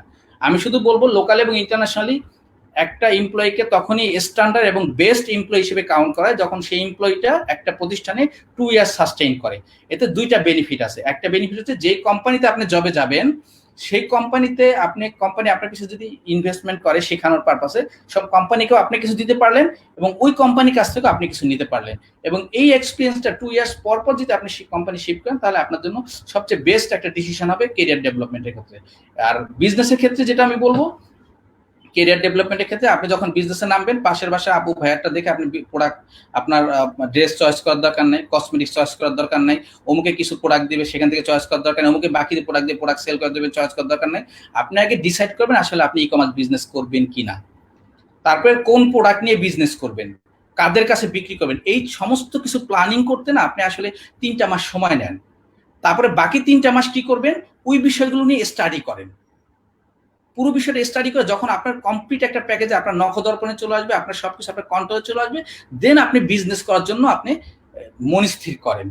তবে মন স্থির করার সময় একটা বিষয় আপনাকে খেয়াল রাখতে হবে, আমি যে ই কমার্স ব্যবসা করছি 2 দিন পর যেন আমার সেই ব্যবসাটা আপনাকে বন্ধ করে দিতে না হয়, লস হোক, বাট আপনি যদি প্ল্যান করে নামেন, বাট ওই ব্যবসাটার উপর লেগে থাকেন, অবশ্যই আপনি সেই বিজনেসে সাকসেস করতে পারেন। এই একটা রাজীব ভাইয়ের একটা কথা আমার সবসময় খুব কাজে দেয়, যে কারণে আমি আজকে আসলে আমার পরপর 3টা বই বের হয়েছে এবং ভবিষ্যতে হয়তো আর কিছু বই আছে। সেটা হচ্ছে যে আমাকে সবসময় একটা কথা চাইবে, যেটাই করেন লেগে থাকেন, খারাপ কিছু করলেও লেগে থাকেন, ভালো কিছু করলেও লেগে থাকেন, তাহলেই আপনি ওইটা সর্বোচ্চ পর্যায়ে যেতে পারবেন। তো এই যে বিষয়টা আছে না, এটা আমাদের মধ্যে নাই, তো লেগে থাকতে হবে। এই হচ্ছে টোটাল বিষয়গুলো। ধন্যবাদ সাইদ ভাইয়া আপনার পরামর্শের জন্য। আমি আমাদের দর্শকদের কিছু কমেন্টস পাচ্ছি, ওখানে একজন আপনার বইগুলো নিয়ে জানতে চেয়েছে, তাদের উদ্দেশ্যে আমি আমার একটা কোশ্চেন আছে সাইদ ভাইয়ের কাছে যাওয়ার আগে, মিউট করে বারবার কোশ্চেন করছিল পরবর্তী। সাইদ ভাই, আমরা কোন একটা কাজে আপনার কাছে নেপাল থেকেই লেগে আছে আপনার পিছনে, কিন্তু ওই কাজটা আপনারা এখনো করাতে পারছি না, ওই বিষয়ে কি করা যায়? আচ্ছা, আমি এটা বুঝলাম না। এটা হচ্ছে কি, আসিফ ভাই আসলে খুব ইদানিং প্যান্ডামিক সিচুয়েশনে খুব একাকিত্ব ফিল করতে হয়েছে। সে যদি প্যান্ডামিক সিচুয়েশন শুরু হওয়ার পর 1 মাস পর বলতেছে আসলে যে আমার এই একা একা থেকে লাভটা হলো। প্রিয় দর্শক, আমার পক্ষ থেকে কিন্তু আপনারা বুঝে গেছেন শোনো, আমি যে আমি কিন্তু কি নেপাল ইন্ডিকেট যাই নাই। করেছি। আমার উনি যেহেতু নেপাল আমার ট্যুরটা কিন্তু একাডেমিতে এখনো প্রশ্ন ডিউ করলেন, আছে। উনি আচ্ছা, যেহেতু আমার এখানে একাডেমিতে প্রশ্ন মানে দিলেন, আসলে আসলে ইতিমধ্যে বুঝে গিয়েছেন যে আসলে সাইড ভাই কি এর পিছনে আমরা বুঝছি, লেগে বুঝছি। আছি। আমরা এই ক্যাবের সবাই মিলে তাকে অনেক বোঝানোর চেষ্টা করেছি যে অনেক বয়স হয়েছে সাইদ ভাই, মাথার চুলটুল অনেক পড়ে গেছে, এখন সময় সেই সিদ্ধান্তটা নেওয়ার। সাইদ ভাই আপনি লেগে থাকুন প্লিজ। হ্যাঁ, আমি তাহলে বলবো যে আমি আসলে লেগে আছি, বাট এটা ভাইবেন না যে আপনার রাস্তা এত সহজে আমি ক্লিয়ার করে দিয়েছি, যে আমি চলে গেলে বা আমার জায়গাটা ক্লিয়ার হয়ে গেছে, আপনার সময় রাস্তাটা সময় আমরা clear গুড হয়ে নিউজ যাবে। পাবো। এটা ঠিক কিন্তু আছে? আমি সহজ কাজ না। হ্যাঁ, আচ্ছা এখন হোস্টকে হোস্ট করতে দাও প্লিজ। আমি বুঝতে পারছি যে আসিফ ভাই এত তাড়া দিচ্ছে সাইদ ভাইকে, কারণ আসিফ ভাইয়ের অনেক তাড়া। তার তার মানে লাইন অবশ্যই আছে। আমার তারা অবশ্যই, আমি তো এই জন্য লাইন ক্লিয়ার করছি। হ্যাঁ হ্যাঁ, সেটাই আমরা বুঝতে পারছি। এই জায়গায় কিন্তু আচ্ছা বিক্রিয়া ক্রিয়া কাজ করবে না ভাই, কেমিস্ট্রি কিন্তু সব জায়গায় কম্বিনেশন হয় না, বুঝেননি? আচ্ছা, বাকিটা আমরা যদি অফলাইনে, একটু বাকিটা অফলাইনে, আর বলা যাবে না। আমরা যদি একটু কমেন্টস এর দিকে যাই, তাহলে আমরা জানতে চাচ্ছি যে একজন আপনার 3টি বই নিয়ে জানতে চেয়েছে। তো তার উদ্দেশ্যে আমি বলছি যে আমাদের বইবাজার.com এ আপনি 25% ছাড়ে আমাদের সাইদ রহমান ভাইয়ের 3টি বই বান্ডেল আকারে পেয়ে যাবেন। আচ্ছা, আমি যেহেতু আমাদের প্রোগ্রামের শেষের দিক, আমি খুবই সংক্ষেপে আপনাদের থেকে 2টা প্রশ্নের উত্তর নিব। আমি যদি আসিফ ভাইকে জিজ্ঞেস করি, ভাইয়া আমরা যেটা দেখি আমাদের একটা ইয়াং জেনারেশন যারা কিনা ই কমার্সের থেকে মোটামুটি এরকম কেনাকাটা করছে, বাট আমাদের বাবা মা কিংবা আমাদের আরেকটু এজ যে জেনারেশনটা, ওরা অনেক সময় ই কমার্সের মানে প্রোডাক্টস এর উপরে খুব একটা বেশি ট্রাস্ট থাকছে না। তো তাদের বেলা আপনি কি বলবেন তাদেরকে নিয়ে, যদি আমাকে খুবই সংক্ষেপে একটু বলতেন। আচ্ছা, খুব সংক্ষেপে যদি বলতে চাই, মানে আমরা নতুনকে মেনে নেওয়া এই চ্যালেঞ্জটা আসলে প্রত্যেকটা সময়ই থাকে। এইটা আসলে আমরা যখন একটু মানে বয়স হয়ে যাবে, আমরা যখন একটু ওল্ড এজ যাবে, তো আমাদের নেক্সট জেনারেশন যা করতে চাবে স্বাভাবিকভাবে আমরাও সেটাকে একটু বাধা দিব। এটা বাস্তবিক কারণ কি, কারণ একটা পর্যায়ে পরে সিদ্ধান্ত নেওয়ার সুযোগটা আসলে একটু ধীর হয়। তো এই জন্য আমাদের বর্তমান সময়ে আমাদের যারা অভিভাবকরা রয়েছেন, যাদের নিয়ে বলছেন, তো তারা যেহেতু এই জিনিসটাতে অভ্যস্ত না, সেখানে ইন্টারনেট এবং এত ফাস্ট মুভিং হচ্ছে এই সময়টাতে এসে, তো এটা তাদের জন্য একটু ট্র্যাক করাটা একটু কঠিন। তার জন্য হয়তো তারা খুব বেশি একটা হয়তো অ্যাডাপ্টেশনটা করতে চায় না। আর এখন একটা ট্রানজিশন যাচ্ছে, যখন আমরা পুরোপুরি আস্তে আস্তে অফলাইন থেকে অনলাইনে হচ্ছি, প্রত্যেকটা বিজনেস থেকে ই বিজনেস হচ্ছে, এই সময়টাতে কিছু চ্যালেঞ্জ যাবে, কিছু সমস্যা হবে। আমি জানি অনেকেই যারা এখানে আছেন, অনেকের মধ্যে প্রশ্ন আছে যে ই কমার্সে আমরা দেখি যে কোনো জায়গায় কমেন্ট করলেই আসে যে ই কমার্সে কিনলেই প্রতারিত হতে হয়, একটা অর্ডার করে সে আরেকটা পায়, মোবাইল অর্ডার করে সাবান পায়। তো এইরকম অভিযোগগুলো কিন্তু এখন কেন হচ্ছে, কারণ এখন আসলে সময় যখন আসলে প্রসেসটা তৈরি হচ্ছে, তো এই সময় অনেক কিছু অভিজ্ঞতা হচ্ছে, যেহেতু এটা অনেকটা লজিস্টিক নির্ভর একটা ইন্ডাস্ট্রি, এখানে হিউম্যান ইনভলভমেন্ট রয়েছে। এটা কিন্তু অনলি একটা সফটওয়্যার না, যে একটা সফটওয়্যার এখানে একটা কোড বসালাম আর আমি জিনিসটা কম্পিউটার থেকে বের হয়ে আসলো। সো যদিও এটা ই কমার্স, কিন্তু দুইটা ইন্ডাস্ট্রির সমন্বয়, একটা ডিজিটাল ইন্ডাস্ট্রি আর একটা হচ্ছে আমার লজিস্টিক ইন্ডাস্ট্রি। সো দুইটা ইনভলভমেন্ট থাকার কারণে অনেক ক্ষেত্রে ট্রাস্ট ইস্যুটাও আসে। কিন্তু এই সুযোগটাই কিন্তু আস্তে আস্তে সময়ের সাথে সাথে আমাদের ট্রাস্ট গেইন হচ্ছে, বিভিন্নভাবে কাজ হচ্ছে। যেমন আমি নিশা এবং সাইফ ভাই আমরা বাণিজ্য মন্ত্রীর সাথে যে আলোচনাটা লাস্ট ছিলাম, সেখানে কথা হচ্ছিল যে ভোক্তা অধিকার আইনকেও আসলে কিভাবে ই কমার্সের জন্য যুগোপযোগী করা যায়, অর্থাৎ ক্রেতারাও যাতে একটা অ্যাক্রিডেশন পায়। এবং সেক্ষেত্রে ই ক্যাবও কিন্তু একটি কমপ্লেন সেল তৈরি করেছে, যেখানে কাস্টমাররা আসলে সেলারদের সম্পর্কে জানাতে পারবে। তো এই ট্রাস্ট ইস্যুটা যখন চলে আসবে, এবং তখন কিন্তু আমরা অটোমেটিকলি ই কমার্সের উপর বাধ্য হবো, কারণ আমরা জানি যে একটু চালাক চতুর হলে ই কমার্সে কিন্তু অনেক ভালো পণ্য এবং সাশ্রয়ী মূল্যে পণ্য পাওয়া যায়। যেমন এই যে আমরা যে জিনিসগুলো দেশ যে পণ্যগুলো নিয়ে আমরা শুনছি, হাতের তৈরি প্রোডাক্ট গুলি আর খাবারগুলি, এগুলো কিন্তু আমি সারা দেশ খুঁজলে আসলে খুঁজে পাবো না। এটা কিন্তু একদম ই কমার্সের জন্যই আমরা পাচ্ছি। এবং এখানে যারা উদ্যোক্তা, তাদের জন্য আমি আসলে বলবো যে উদ্যোক্তা হওয়ার সবচেয়ে বড় হচ্ছে নিজের মধ্যে কিছু ইনোভেশন নিয়ে আসুন। নিজের সক্রিয়তাটা এই জিনিসটা নিয়ে আসা আসলে অনেক বেশি জরুরি, যে কোন জায়গাটার জন্য আপনাকে অন্য কারোর সাথে কম্পেয়ার করতে পারবেন না। আমি জাস্ট তাও সময় নিচ্ছি 2 মিনিটে একটা কথা আমি আমার বিজনেসে বিলিভ করি। বিজনেস ইজ অল অ্যাবাউট মানে 80-20 রুল। অর্থাৎ আমি আমার প্রোডাক্ট, যখন আমি অনেক রকম প্রোডাক্ট বিক্রি করবো, 80% বা 80% প্রোডাক্ট আমাকে আসলে প্রফিট দিবে না, বরঞ্চ এটা আমাকে মার্কেটে পজিশনিং দিবে। কারণ আমরা জানি ক্রেতারা অনলাইন যত আসবে তারা কম্পেয়ার করার সুযোগ পাবে। তো এই 80% প্রোডাক্ট হচ্ছে থাকবে যে আমি সবার থেকে সাশ্রয়ী মূল্য বা বেটার প্রাইস দিচ্ছি, এটা দিয়ে আপনাকে ট্রাস্ট গেইন করবো। আর এজ এ বিজনেসম্যান আমার চিন্তা করতে হবে আমি আসলে এখানে অন্তত বিজনেসের ক্ষেত্রে মানব সেবা করতে আসি নাই, আমাকে কিছু প্রফিটও গেইন করতে হবে যাতে আমি বিজনেসটাকে সাস্টেইন করতে পারি। তার জন্য আমার নিজের 20% এমন প্রোডাক্ট থাকা উচিত বা ব্র্যান্ড নিজের মধ্যে তৈরি করা উচিত যেটা দিয়ে আমি আসলে প্রফিট গেইন করতে পারবো। আমি আমার বিজনেসে এমন হতো যে অনেক কিছু আমি আসলে হয়তো আমার কস্টিং ছিল 400 টাকা, আমি বিক্রি করতাম 450 টাকা, কিন্তু আমার আবার এমন কিছু থাকে যেটা আমার কস্টিং হচ্ছে 350 টাকা, আমি বিক্রি করি 3050 টাকা। এটা খারাপ কিছু না, এটা বিজনেসের ক্ষেত্রে আপনার নিজের বুদ্ধি খাটিয়ে কাস্টমার মধ্যে আস্থা তৈরি করে সুযোগ মতো আপনাকে মুনাফাও করতে হবে, না হলে আসলে আপনি ব্যবসা আসলে টিকে থাকতে পারবেন না। তো এই সুযোগগুলো উদ্যোক্তাদের প্রয়োজন, ক্রেতা হিসেবেও আমাদেরকে আস্থা রাখতে হবে, এবং যে কোনো কিছু জানানোর জন্য আমাদের আসলে যে অ্যাসোসিয়েশন রয়েছে, গ্রুপ আছে, আমাদের মধ্যে অনেকেই আছেন যারা এই বিষয়টাকে সহায়তা করতে পারে। বি কানেক্টেড, এই ইন্ডাস্ট্রিটাই ভবিষ্যৎ, তো এটা বাইরে যাওয়ার কিছু নাই, এটাকে নিয়ে আগাতে হবে। এবং এবার এর মধ্যে আরো কি সক্রিয়তা নিয়ে আসা যায় সেটা নিয়ে আপনি উদ্যোক্তা হন, জব হন, ক্রেতা হন, এই সক্রিয়তা মার্কেট চেঞ্জ হচ্ছে, ট্রেন্ড চেঞ্জ হচ্ছে, প্রতিদিন অডিয়েন্সের নেচার চেঞ্জ হচ্ছে, এগুলা কিন্তু বারবার ট্র্যাক করতে হবে। তো সারাক্ষণ কিন্তু পড়াশোনার ভিতরে থাকতে হবে, রিসার্চ করতে হবে বারবার। জি, আমি একটু আপনাদেরকে জানাই আমরা অলমোস্ট আমাদের প্রোগ্রামের শেষের দিকে, এবং আমাদের শেষ মুহূর্তে আমাদের সাথে আরেকজন অতিথি খুবই অল্প সময়ের জন্য জয়েন করবেন। তিনি হচ্ছেন engineer Mehedi Hasan, e commerce and current business in publishing and printing industries as the vice chairman of মুদ্রণ শিল্প সমিতি। স্যার আমাদের মধ্যে এসে পৌঁছেছেন। স্যার আপনাকে ধন্যবাদ। আসসালামু আলাইকুম স্যার, আশা করি আপনি ভালো আছেন। স্যার আপনি আপনার প্রশ্ন করতে পারেন। আমি আমাদের বাংলাদেশ মুদ্রণ শিল্প সমিতি এবং বাংলাদেশ পুস্তক বিক্রেতা সমবায় সমিতি, যেটা আমাদের প্রায় 16,000 বই বিক্রেতা সারা বাংলাদেশে আছেন, এবং মুদ্রণ শিল্প সমিতিতে প্রায় আমাদের 1500 মেম্বার অ্যাক্টিভ, যারা বুকস প্রিন্টিং এবং বুকস পাবলিশিং এর সাথে জড়িত। এবং আমরা বিশেষ করে আমাদের বাংলাদেশে যতগুলো বইয়ের পোর্টাল আছে, প্রত্যেকটা পোর্টালের সাথে আমরা অঙ্গাঙ্গিভাবে আমরা যোগাযোগ রাখি এবং জড়িত। এবং আমি মনে করি যে বইয়ের যে অনলাইন মার্কেট এবং ই কমার্স যে ভিত্তিক যে মার্কেট গড়ে উঠছে, সামনে আমাদের এই করোনার সময়ে শেষে আগামী ফেব্রুয়ারিতে হয়তো আমরা একটি বইমেলার দিকে আমরা তাকিয়ে আছি।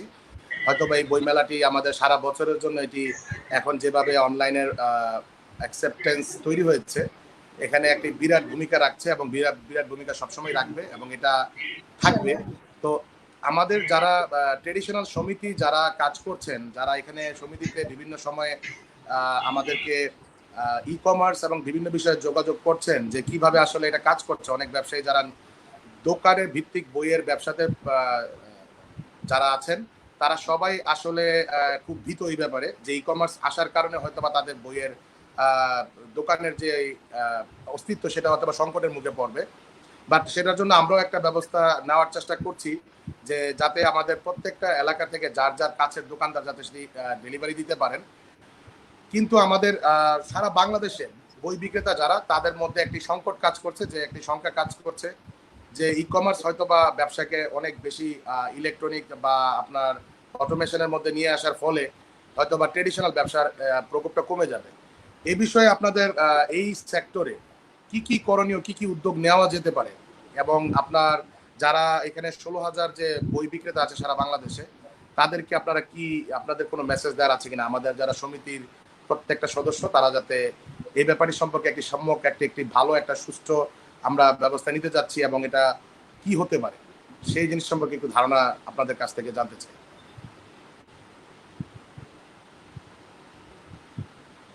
ধন্যবাদ। হ্যাঁ, আসিফ ভাই এটার উত্তর দিতে পারেন। আচ্ছা, খুব সুন্দর একটি প্রশ্ন বলেছেন, কারণ আমরা আসলে কখনো মনে করি না যে ই কমার্স আসলে একটি সম্পূর্ণ আলাদা একটি ইন্ডাস্ট্রি। আমি যদি খুব সহজে বলি, আপনার মাধ্যমে আসলে যারা বই বিক্রি তাদেরও বলি, যেমন ধরেন একটি এলাকার যে বই বিক্রেতা আছেন, উনি ওনার দোকান থেকে বিক্রি করেন, এবং বিক্রি বাড়ানোর জন্য যিনি হয়তো একজন ভালো ব্যবসায়ী কি করেন, উনি একটা অফার দিয়ে যে 10% ছাড় বা এটা কিনলে এটা ফ্রি, এরকম একটা অফার দিয়ে একটা লিফলেট বানিয়ে আসলে এটা কোথায় দিবেন। উনি চিন্তা করলেন যে আমি সবচেয়ে বেশি স্কুলে যদি দেই, যখন বাচ্চারা স্কুলে থাকে, অভিভাবকরা ওয়েটিং করে, আমি যদি তাদেরকে দিতে পারি আমার বই সবচেয়ে বেশি বিক্রি হবে। তো এই চিন্তাটি যখন উনি করেন, এর মাধ্যমে কি উনি আসলে একজন বই বিক্রেতা থেকে একজন মার্কেটার বা লিফলেট বিতরণকারী প্রতিষ্ঠান হয়ে গেলেন? তা কিন্তু না। ওনার মেইন ব্যবসা বই প্রচারের জন্য উনি আসলে লিফলেট বিতরণ করেছেন। ঠিক একইভাবে ই কমার্স বিজনেসটাই হচ্ছে নিজের বিজনেসের এরকম একটা ট্রান্সফরমেশন, যে আমার দোকান আছে, আমার এই বইগুলোকে বা আমার এই বিক্রিকে আমি যদি ডিজিটাল প্ল্যাটফর্মে নিয়ে আসতে পারি বা অনলাইন নিয়ে আসতে পারি, তাহলে কি হবে, আমি আমার ক্রেতার সাথে খুব সহজেই কানেক্টেড হতে পারবো। যেখানে দোকানে আমি একসাথে 3 জন কাস্টমার আসলে 2 জনকে সার্ভ করতে পারতাম না, একজন ওয়েট করতে হতো, এখানে আমি অনলাইনে আমাকে অর্ডার করলে আমি হচ্ছে আমার কাছের হয়তো বাসায় আমি একটা নির্দিষ্ট এলাকার মধ্যে হয়তো অনলাইন বা ই কমার্স সার্ভিস দিতে পারি। যে ধরেন আমার বাসা হচ্ছে মতিঝিলে, আমি বললাম যে মতিঝিলের মধ্যে আমি হোম ডেলিভারি দিই। তো আমার একজন সেলসম্যানকে ডেলিভারি ম্যান হিসেবে রেখে আমি কিন্তু শুধু এইটুকু এলাকার মধ্যে ই কমার্সের মাধ্যমে আমার ক্রেতাদেরকে আকৃষ্ট করতে পারি। এটি হচ্ছে নিজে করার মতো একটি সুযোগ। এটি হচ্ছে যারা হচ্ছে একদম রিটেল লেভেলে বিক্রেতা, যারা হচ্ছে বিভিন্ন প্রকাশনী থেকে বই নিয়ে বিক্রি করে, তাদের জন্য একটি সাজেশন যে ই কমার্সই আসলে ভবিষ্যৎ সম্ভাবনা বা সুযোগ আপনার ক্রেতাদের সাথে কানেক্টেড হওয়ার। এবং এই ধারণাটি কিন্তু হোয়াটসঅ্যাপের মাধ্যমে ইন্ডিয়াতে সবচেয়ে বেশি জনপ্রিয় হয়েছে। ইন্ডিয়াতে কিন্তু প্রত্যেকটা সেলার তারা তাদের কাস্টমারদেরকে হোয়াটসঅ্যাপ নাম্বার দিয়ে দেয় এবং দিয়ে বলে যে আপনার পরবর্তী বই আসলে কষ্ট করে দোকানে আসতে হবে না, আপনি জাস্ট আমাকে হোয়াটসঅ্যাপে বলবেন আপনার কি লাগবে, আমরা আপনার বাসায় পৌঁছে দিব। তো এই ধারণাটি কিন্তু আমাদের উদ্যোক্তাদের বা যারা অলরেডি ব্যবসায়ী আছেন তাদের করা উচিত। আর দ্বিতীয়ত যারা আছে, আপনি বললেন যে প্রকাশনা সংস্থাগুলো, আমরা দেখছি যে প্রচুর পরিমাণ অনলাইন মার্কেট প্লেস গড়ে উঠছে এবং আমরা কাজ করছি এই মার্কেট প্লেস গুলোতে একটা হাইপার লোকাল কনসেপ্ট এস্টাবলিশ করতে, যে যার মাধ্যমে সেলাররা একটা নির্দিষ্ট এলাকার মধ্যেই ডেলিভারি করবে, যাতে ফাস্টেস্ট বা দ্রুততম সময় এসে তারা আসলে ডেলিভারিটা এনশিওর করতে পারে। অর্থাৎ সব ধরনের সেলাররাই থাকবেন। একটা এলাকায় যদি 10 জন বই বিক্রেতা থাকে, উনি নিজের একটা টেরিটরি সেট করে নিবে, সেই টেরিটরিতেই উনি হচ্ছেন বিজনেসটা যাতে করতে পারেন। আপনারা জানেন যে এই মডেলটি ইতিমধ্যে ফুড পান্ডা যদি আমরা বলি খাবারের ক্ষেত্রে করে থাকে, তারা হচ্ছে রেস্টুরেন্ট থেকে হচ্ছে কি করে খাবারটা নিয়ে আশেপাশে 5 কিলোমিটার অঞ্চল পর্যন্ত ডেলিভারি করে থাকে। তো আমরা ইতিমধ্যে দেখছি যে কোম্পানিগুলো ফুড পান্ডা যেমন ইতিমধ্যে গ্রোসারি শুরু করেছে এইভাবে, যে দোকান থেকে নিয়ে দোকানে মালটা পৌঁছে দিচ্ছে। তো আমরা ইতিমধ্যে প্ল্যান আছে যে এরকম যত বিক্রেতা আছেন তাদেরকেও আমরা কিভাবে নেটওয়ার্কের মধ্যে নিয়ে আসতে চাই। এবং আপনার এই আলোচনা আমি বলবো যে এই বিষয় আসলে আমার মনে হয় ইক্যাব এবং আপনাদের যে নতুন এবং প্রকাশনার সাথে একসাথে কাজ করতে পারে, আমরা সেভাবে আমাদের ই কমার্স সাইটগুলোর সাথে কানেক্টেড করে দিয়ে প্রত্যেকটা বই বিক্রেতাকে অনলাইনে নিয়ে আসতে পারি। তখন ই কমার্স কোম্পানিগুলো কাজ হবে যে অর্ডার করার সাথে সাথে আপনাদের দোকান থেকে একদম ওই 5 কিলোমিটার বা 3 কিলোমিটার যে এলাকা, সেই এলাকার মধ্যে বইটা আসলে ডেলিভারি করে দেওয়া যায় কিনা, এইরকম ভাবে কিন্তু আমরা এখন একটি চিন্তা করছি। এটির জন্য আমাদের আলাদা একটি ফোরামই করা হয়েছে, বিজনেস টু বিজনেস ফোরাম। এই ফোরামটি বেসিক্যালি এই উদ্যোগটা নিয়ে কাজ করছে এবং আমি বলবো যে এটা নিয়ে আমরা আসলে আপনার সাথে আরো বেশি 1-to-1 আমরা আসলে ডিসকাস বা মিটিং করতে পারি। আমরা কিভাবে একজন শুধু বই বিক্রেতা না, আমি বলবো সব ধরনের উদ্যোক্তাদেরকে ই কমার্সের মাধ্যমে আমরা এই মুহূর্তে কিভাবে তাদেরকে হেল্প করতে পারি। আমি তাহলে আমাদের মেহেদী ভাই, আমি আপনার প্রশ্নের আগে একটু একটা এক্সাম্পল দেই। আমি আপনার সম্পর্কে যতটুকু জানি যে আপনাদের যে বই বিজনেসটা অনেক পুরাতন একটা বিজনেস। তো আপনি যখন দেশের বাইরে থেকে পড়াশোনা করে আসছিলেন তখন ঠিক ওই মুহূর্তের আগের বিজনেসটা এবং আপনি এসে যখন গ্রুপ অফ কোম্পানিতে পরিণত করলেন, তারপরের বিজনেসের ট্রান্সফরমেশনের কথা যদি চিন্তা করেন, আমার মনে হয় অনেকটা রেজাল্ট আপনি 80% পেয়ে যাবেন।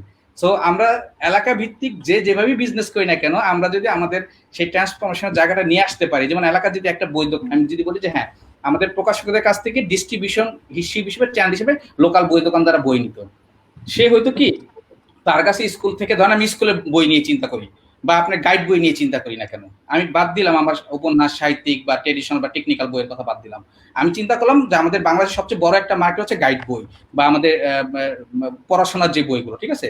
তো এই বইয়ের কথা যদি চিন্তা করি, এখন সেই বইটা যদি কোনো লাইব্রেরিতে থাকে এবং সেই লাইব্রেরি ম্যান যদি সে জাস্ট কিচ্ছু দরকার নাই, তার অন্য কোনো পোর্টাল দরকার নাই, তার ওয়েবসাইট দরকার নাই, তার কোনো পোর্টালে রেজিস্ট্রেশন করার দরকার নেই, সে জাস্ট একটা ফেসবুক পেজ করে, হ্যাঁ, যাদেরকে জাস্ট লোকাল এরিয়া টার্গেট করে একটা ক্যাম্পেইন করে, এবং সেই ক্যাম্পেইনটা আমি ধরে নিলাম সে অনলাইনের পাশাপাশি ট্রেডিশনালি করলো, যে ওই যে আসিফে যেটা বলো লিফলেট পদ্ধতি, যদি ওরকম ভাবে লিফলেটের মাধ্যমে যায় যে হ্যাঁ আপনি আমাদের কাছ থেকে অনেক যাবত বই নিচ্ছেন, এরপর থেকে বইটা আপনাকে আর নিতে হবে না, আপনি আমাদের ফেসবুক পেজে ঢুকবেন, বইটা ইনবক্সে অর্ডার করলে আমার লোক এসে বাসায় দিয়ে যাবে। 2টা ডেলিভারি ম্যান, যেখানে হয়তো অনেকগুলো ডেলিভারি করতে 5টা বা 6টা কর্মচারী রাখতে হতো, 2টা ডেলিভারি ম্যান রাখতে যদি, হ্যাঁ, তাহলে হবে কি তার বইটা কিন্তু সকাল থেকে সন্ধ্যা বা রাতেও কিন্তু সেটা অর্ডার নিতে পারতেছে। তো আমি যে বিষয়টি বুঝতে পারলাম যে সেটি আমি আমাদের ইন্ডাস্ট্রির, যেহেতু আমাদের দায়িত্ব, আমরা প্রেসিডেন্ট ভাইস প্রেসিডেন্ট যারা আছি তারা সকল মেম্বারের সুবিধার্থে তাদের বোঝার সাথে আমি এই কথাটি বলতে আমি হয়তোবা আমি তাদের কাছে এই মেসেজটি পৌঁছে দিতে পারি। আজকে এই ছোট্ট একটা আলোচনার মধ্যে অ্যান্সারের মধ্যে আমি মনে করি সব আমরা যে আশাটুকু আমরা দেখতে পেয়েছি যে আমরা যদি একসাথে কাজ করি সামনে Right. এই ই কমার্সের মাধ্যমে, অ্যামাজনের মাধ্যমে যেমন আরো সকল সবগুলোকে এখন ই কমার্সে কনভার্ট হওয়ার পরে এটার যে বিজনেস $1 ট্রিলিয়ন হয়েছে, তার মানে Right. বইয়ের বিজনেসটা এখন যে পর্যায়ে আছে, সেই বিজনেসটাকে আরো গতিশীল, আরো সবার কাছে পৌঁছে দেওয়ার জন্য, সবাই যাতে ঘরে বসেই পায় এবং যে কোনো প্যান্ডেমিক বা এই ধরনের সিচুয়েশনে আমরা যাতে সব জায়গায় মানে বই পৌঁছে দিতে পারি, সেটার আরো গতিশীল করতে আমার মনে হয় যে সামনে একসাথে কাজ করলে এটা সমাধান করা অত্যন্ত ইজি এবং সম্ভব হবে। এবং আমাদের পাবলিশার বলেন, প্রিন্টার এবং যারা বই ক্রেতা, তাদের কারোরই ভয় পাওয়ার কিছু নাই যে করোনার কারণে সব ই কমার্স হয়ে যাচ্ছে, মূল বইয়ের ব্যবসা হয়তো বা এটা ফল করে যাবে। আমি বিষয়টি, আমাদের যে মেলা ফেব্রুয়ারিতে হয়, সেই মেলাতে বেশিরভাগ বই, ক্রিয়েটিভ বইগুলো প্রকাশ হয়। সারা বছর ইসলামিক বই এবং বিভিন্ন বই আমরা প্রকাশ করে থাকি, মুদ্রণের সাথে জড়িত থাকি। আমি মনে করি যে আমাদের সারা দেশের যারা বই প্রকাশক, সারা দেশে যারা বই বিক্রেতা এবং যারা মুদ্রা করাচ্ছেন, তারা সবাই মেসেজটি আমাদের আজকের এই শো এর এই পার্স থেকে আমি মনে হয় যে আমি যদি মাঝখানে ছোট্ট একটা জিনিস অ্যাড করতে চাই, একদম এক কথা যদি আমি বলি আর কি, যে বিজনেস কিন্তু ট্রান্সফরমেশন হবে, তো সময়ের সাথে যদি আমরা ট্রান্সফরমেশনে না যাই তাহলে কিন্তু সেই জিনিসটা একদম ধসে যাবে। যেমন আমি যদি আপনাকে নকিয়া মোবাইলের কথা মানে এক্সাম্পল হিসেবে আনি, অথবা কোডাক ক্যামেরার কথা যদি এক্সাম্পল হিসেবে আনি, একটা সময় কোডাক ক্যামেরা আমরা 35টা ছবি তুলতাম, 36টার জন্য অপেক্ষা করতাম। সেই ক্যামেরার কিন্তু এখন অস্তিত্ব নাই, সবাই কিন্তু এখন আমরা মোবাইলে ছবি তুলি, কারণ এখন ওটা ট্রান্সফরমেশন হয়ে ছোট একটা মোবাইলের ভিতরে এসে পড়েছে। তারা সময়ের সাথে কিন্তু নিজেকে চেঞ্জ করতে পারেনি। নকিয়া মোবাইলও কিন্তু সময়ের সাথে নিজেকে চেঞ্জ করতে পারেনি, যেখানে একসময় সেই জনপ্রিয় নকিয়া মোবাইল কিন্তু এখন কেউ ইউজ করছে না। তো সেভাবে এই যে মুদ্রণ যেই সমিতিটা আছে, যেই আমরা ট্র্যাডিশনাল বইটা পড়ছি, আমরা সময়ের সাথে চেঞ্জ না হলে কিন্তু এই জিনিসটা ধসে পড়বে, বন্ধ হয়ে যাবে। আমরা সেটা চাই না। আমরা চাই এইটার সাথে মিলে মানুষের জন্য পড়ার বইয়ের প্রতিও মনোযোগটা থাকে, প্রিন্টেড বইয়ের প্রতি মনোযোগটা থাকে। আমরা একসাথে মিলে এমন কিছুই করবো যেন সেই বইটাও পড়া যায় এবং মানুষের দৌড় ঘোড়ার জন্য সেই জিনিসটা পৌঁছে যায়। সো ট্রান্সফরমেশন জিনিসটা অনেক ইম্পর্টেন্ট, যে সময়ের সাথে আমাদের নিজেকে একটু চেঞ্জ করতে হবে, যেন আমার আগের জিনিসটাকে ধরে রাখি, আবার নতুনত্বের সাথেও চলতে পারি, এই আর কি। রাইট। আমি মনে করি যে আমাদের এখান থেকে যেটা আমরা পেয়েছি, আমার যারা আমার সমিতিতে যারা ডাইরেক্টর আছেন, এবং যেহেতু সমিতির মেম্বার প্রায় বিক্রেতা 16,000, প্রিন্টার্স প্রায় 1500, এবং তারা প্রত্যেকেই এসএমই, তারা প্রত্যেকেই আপনার বছরে লক্ষ লক্ষ টাকার বই সেল করা, মুদ্রণ করা, এগুলোর সাথে জড়িত। তাদের কাছে একটা মেসেজই পৌঁছানো দরকার যে আমাদেরকে সবাইকে এগিয়ে আসতে হবে, এবং এই ধরনের আমাদের যে উদ্যোগগুলো আছে তাদের সাথে আমাদেরকে একত্রিত হয়ে এই সমাধানটা আমরা যদি করতে পারি, it will grow more than 10 times than before, I hope। এবং এটা প্রতি বছর ডাবল, দ্বিগুণ হবে। আচ্ছা, একটু যদি শেয়ার করি, ঘটনাটা হচ্ছে এরকম, আমি বই বিক্রেতার উদ্দেশ্য বলছি। আসলে ই কমার্স হচ্ছে একটা মার্কেটের মতো। যেমন আপনারা কিন্তু যখন দোকানটা নেন, আপনি কিন্তু খুঁজেন যে কোন মার্কেটটা সবচেয়ে জমজমাট বা কোন জায়গাটা, সেই জায়গাটাতে আসলে আমরা কি দোকানটা নিতে পারি কিনা। তো ই কমার্স কোম্পানিগুলো যেগুলো মার্কেট প্লেস, তারা কিন্তু আসলে নিজেরা বিক্রি করছে না, তারা কিন্তু বরঞ্চ নতুন যারা বিক্রেতা তাদেরকে সুযোগ করে দিচ্ছে। তো এই যে আপনাদের জন্য কিন্তু বরঞ্চ সুযোগটা যে আপনি এই মার্কেটগুলোতে যাবেন, যাতে আপনি মার্কেটগুলোর মাধ্যমে বিক্রিটা কিন্তু আপনি নিজেই করবেন। তো এই জন্যই বললাম। এবং আমার কাছে মনে হলো এই যে সামনে যে বই মেলা আসছে, আমরা যেভাবে ইকেপ থেকে একটু আগে বলছিলাম, যেভাবে পুরো কুরবানিটা আমরা সিটি কর্পোরেশনকে সাথে নিয়ে ডিজিটাল কুরবানি আসলে হাট করা যায় কিনা সেটা একটা পরিকল্পনা করছিলাম।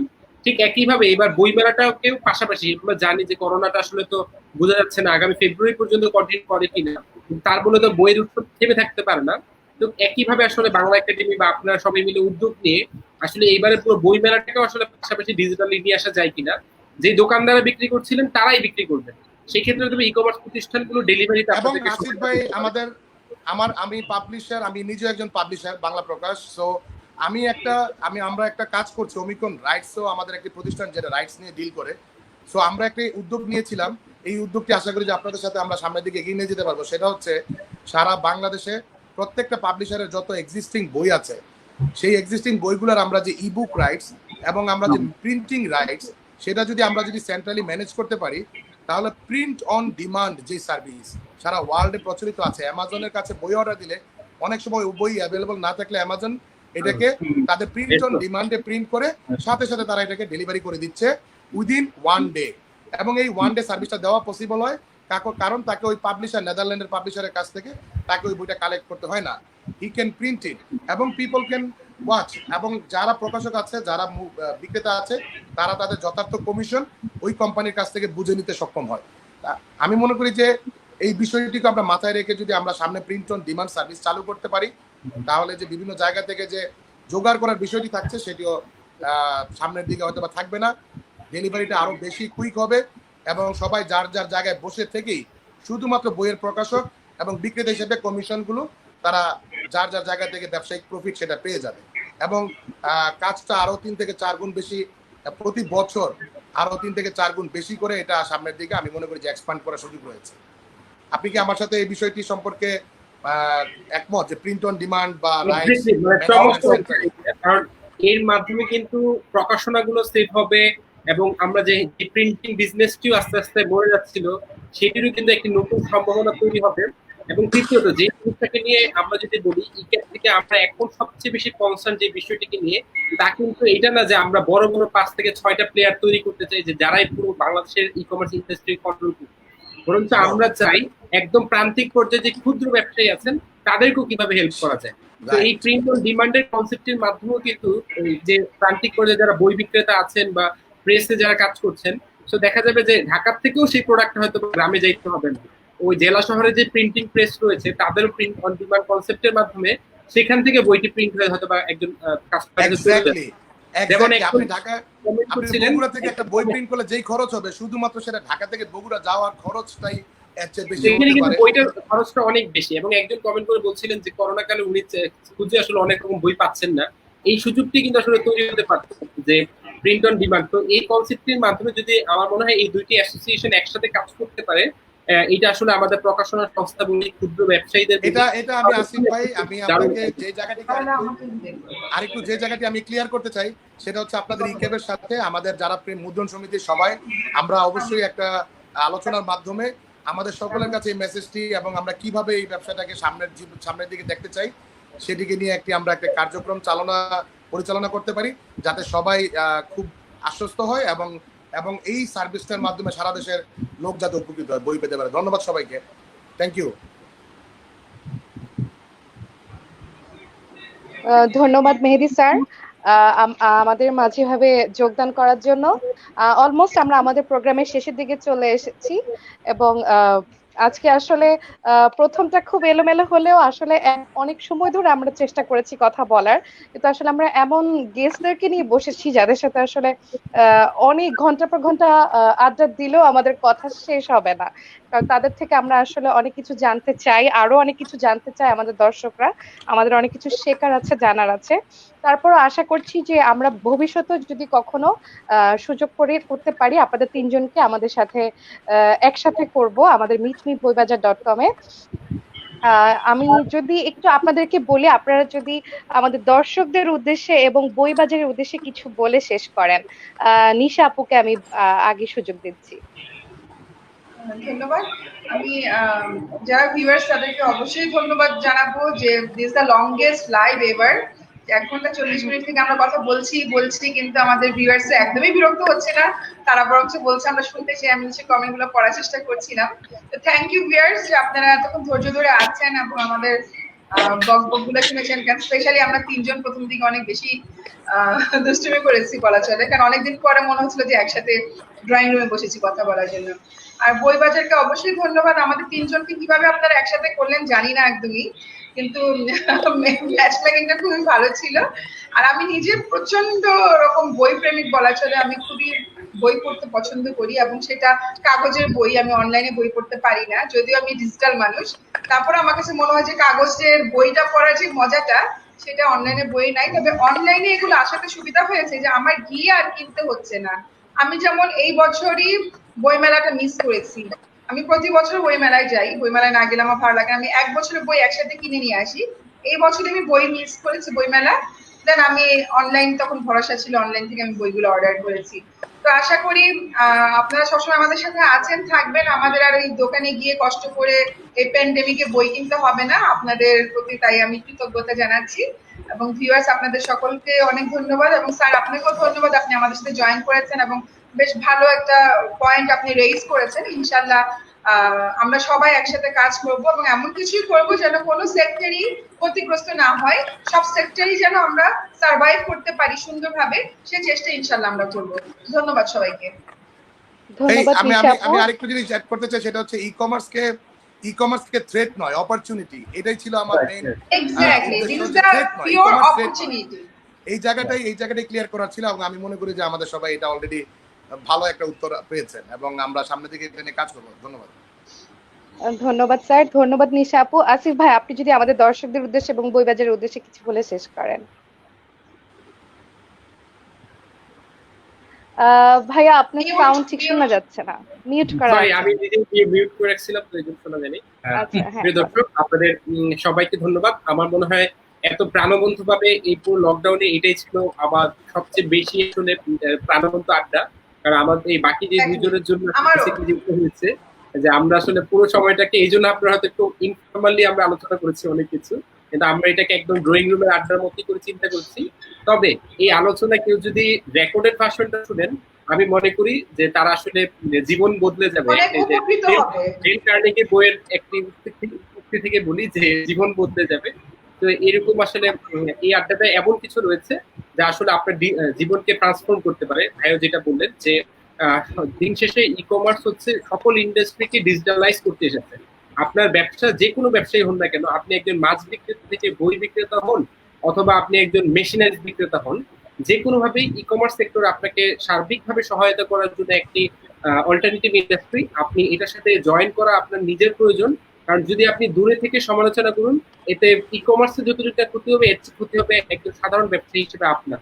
তাই এই জিনিস থেকে দূরে না ঠেলে কিভাবে নিজে এটাকে আপন করে নেওয়া যায় সেই চেষ্টাটা করুন। এবং তার জন্য আসলে আপনাদের যারা বই জন্য তারা আছেন, এরকম হয়তো প্ল্যাটফর্ম গুলো আছে, আমাদের সাথে চমৎকার বইয়ের বাজার বইবাজার.com রয়েছে। এই উদ্যোগগুলো যেমন রয়েছে, ঠিক একইভাবে ই কমার্স অ্যাসোসিয়েশন অফ বাংলাদেশ বারংবার বিভিন্নভাবে আমরা চেষ্টা করছি এইসব ট্রেডিশনাল ব্যবসাগুলোকে আমরা কিভাবে তাদেরকে সরাসরি ই কমার্স নিয়ে আসতে পারি, সেই চেষ্টাটাও আমাদের মধ্যে অব্যাহত থাকবে। এবং সর্বশেষ পরামর্শ হচ্ছে, উদ্যোক্তা হিসেবে নিজেকে প্রতিষ্ঠা করার জন্য কখনো হুজুগের সম্মুখীন হবেন না, বা হুজুগের হুজুগের দরজায় যাবেন না। বরঞ্চ জেনে বুঝে যে কোনো কাজ করার চেষ্টা করুন। এই জিনিসটা নিজের জীবন সঙ্গীকে বাছাই করার জন্য অনেক গুরুত্বপূর্ণ একটা ডিসিশন। এটা অনেক ভেবে চিন্তে যেমন নিতে হয়, ঠিক নিজে কি করবেন, নিজের ক্যারিয়ার ডিসিশনটাও একটা খুব গুরুত্বপূর্ণ বিষয়। অন্যের দ্বারা হুট করে দেখে মনে উনি ভালো করছেন আমিও করবো, এরকম জায়গা থেকে প্রভাবিত না হয়ে নিজের চিন্তা শক্তিকে প্রয়োগ করুন এবং নিজের উদ্ভাবনীকে প্রকাশ করুন। ধন্যবাদ। ধন্যবাদ আসিফ ভাইয়া এত সুন্দর করে আমাদের বলার জন্য। সাইদ রহমান ভাই, আপনি যদি শেষে আমাদের উদ্দেশ্যে, দর্শকদের উদ্দেশ্যে, বইবাজার.com উদ্দেশ্যে কিছু বলেন। আসলে বই বাজারটা হচ্ছে আমার খুব প্রাণের জায়গা। কেন প্রাণের জায়গা? আমি সবসময় প্রথম থেকে খুব বই ভালোবাসি, বই পড়তে ভালোবাসি এবং লিখতেও ভালোবাসি। যার আলোকে আপনারা অলরেডি দেখছেন যে আমার 3টা বই অলরেডি বই বাজারে বান্ডেল আকারে 25% ডিসকাউন্টে দেওয়া হয়েছে, এবং যেটা বাংলাদেশে প্রথম ই কমার্স বই এবং এক বান্ডেল ই কমার্স বই, যেটা আমরা যদি বলি।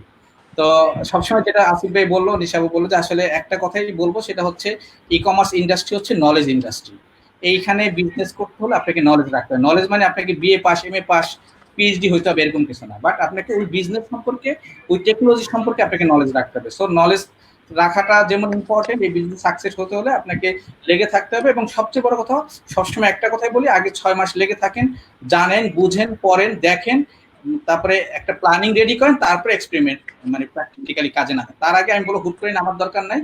বইবাজারকে খুবই ধন্যবাদ, আসলে ধন্যবাদ দিয়ে শেষ করা যাবে না এই জন্য, কারণ আমার বই প্রথম থেকে যখন বের হচ্ছে তখন থেকেই বইবাজারের সাপোর্ট আমি খুব পেয়েছি আমার বইটা মানুষের কাছে ছড়াই দেওয়ার জন্য। বই বিক্রির উদ্দেশ্যে আসলে আমি এই কথাটা বলছি না, বিকজ আমি সবসময় বইটা বের করার উদ্দেশ্য হচ্ছে আমার বিক্রি কি হলো, কত টাকা হলে এটা ইম্পর্টেন্ট হচ্ছে মানুষের কাছে আসলে বইটা গেলে দেশেও যে ই কমার্স নিয়ে আসলে কিভাবে বিজনেসটা স্টার্ট করতে হবে, নলেজটাকে কিভাবে গ্যাদার করতে হবে, সেই বিষয় সম্পর্কে আসলে একটা ক্লিয়ার ধারণা হবে। তো বইবাজারের বাংলাদেশে আমার জানা মতো একমাত্র অনলাইন বইবাজার যাদের আসলে গোড়াটাই শুরু হয়েছে বই থেকে, যাদের গোড়াটাই আসলে বই থেকে, যাদের গোড়াটা আসলে বই প্রিন্টিং নিয়ে, বই বিজনেস নিয়ে এবং বই জ্ঞানের নলেজ ভিত্তিক বিজনেস নিয়ে, তারা আসলে অবশ্যই খুবই ভালো করবে আশা করি। শুধু আজকে আমাদের রিক্যাবের যে 3জন ডিরেক্টরদের নিয়ে আসে এটা না, আমি বলবো যে বইবাজার এরকম খুব চমৎকার আয়োজন করবে ই কমার্স ইন্ডাস্ট্রির জন্য, এবং বই বাজারে, বই ই কমার্সের বইয়ের ইন্ডাস্ট্রিতে তারা একটা উজ্জ্বল নক্ষত্র হিসেবে তাদের পদচারণা সবার সামনে স্থাপন করবে, এই আশা ব্যক্ত করছে। আসলে সবাইকে ধন্যবাদ আসলে চমৎকার একটি সেশন করার জন্য, এবং বইবাজারকেও অনেক ধন্যবাদ। আসলে আমাদের 3জনের এই কম্বিনেশনটা অনেক দিন পরে আমরা আসলে 3জনে একসাথে হলাম, আমার জানা মতো 6 মাস পরে, নাকি নিশা আপু? 6 মান্থ পরে আমরা একসাথে হলাম। তো অনেক ধন্যবাদ বইবাজারকে, এবং সেই সাথে মেহেদী ভাইকে তো অবশ্যই ধন্যবাদ। মেহেদী ভাইকে আমি অনেক আগে থেকে চিনি, থ্যাংক ইউ। তো সেই জায়গা থেকে ধন্যবাদ যে চমৎকার একটি প্ল্যাটফর্ম করার জন্য, এবং প্ল্যাটফর্মটাকে আমি বলবো যে আপনার তো অনেকগুলো প্ল্যাটফর্ম আছে, তো এই প্ল্যাটফর্মটার পিছনে আপনি একটু সময় দেন এবং প্ল্যাটফর্মটাকে যত দ্রুত বড় করা যায়। আমার বিশ্বাস যে আপনি যদি সরাসরি এই প্ল্যাটফর্মের সময় দেন, এই প্ল্যাটফর্মটা আমরা আপনার অন্যান্য সাকসেসফুল প্ল্যাটফর্মটার মতো বইবাজার অনেক বড় একটা জায়গায় চলে যাবে, এটা আমার দৃঢ় বিশ্বাস। আমি আমি আমি নগদের একজন পরিচালকও, এবং বাংলাদেশের নগদের গত 1.5 বছরে আমি মনে করি যে আমাদের সবচেয়ে বড় মানি এমএফএস হিসেবে উত্থান হয়েছে, এবং নগদের সাথে আমরা সাম্প্রতিক সময়ে বইবাজারের একটি কোলাবোরেশন করে খুব স্বল্প খরচে ডিজিটাল পেমেন্টের মাধ্যমে আমরা প্রত্যেকটা জায়গায় বই একদম স্বল্প খরচে, সবচেয়ে স্বল্প খরচে বই পৌঁছে দেবো।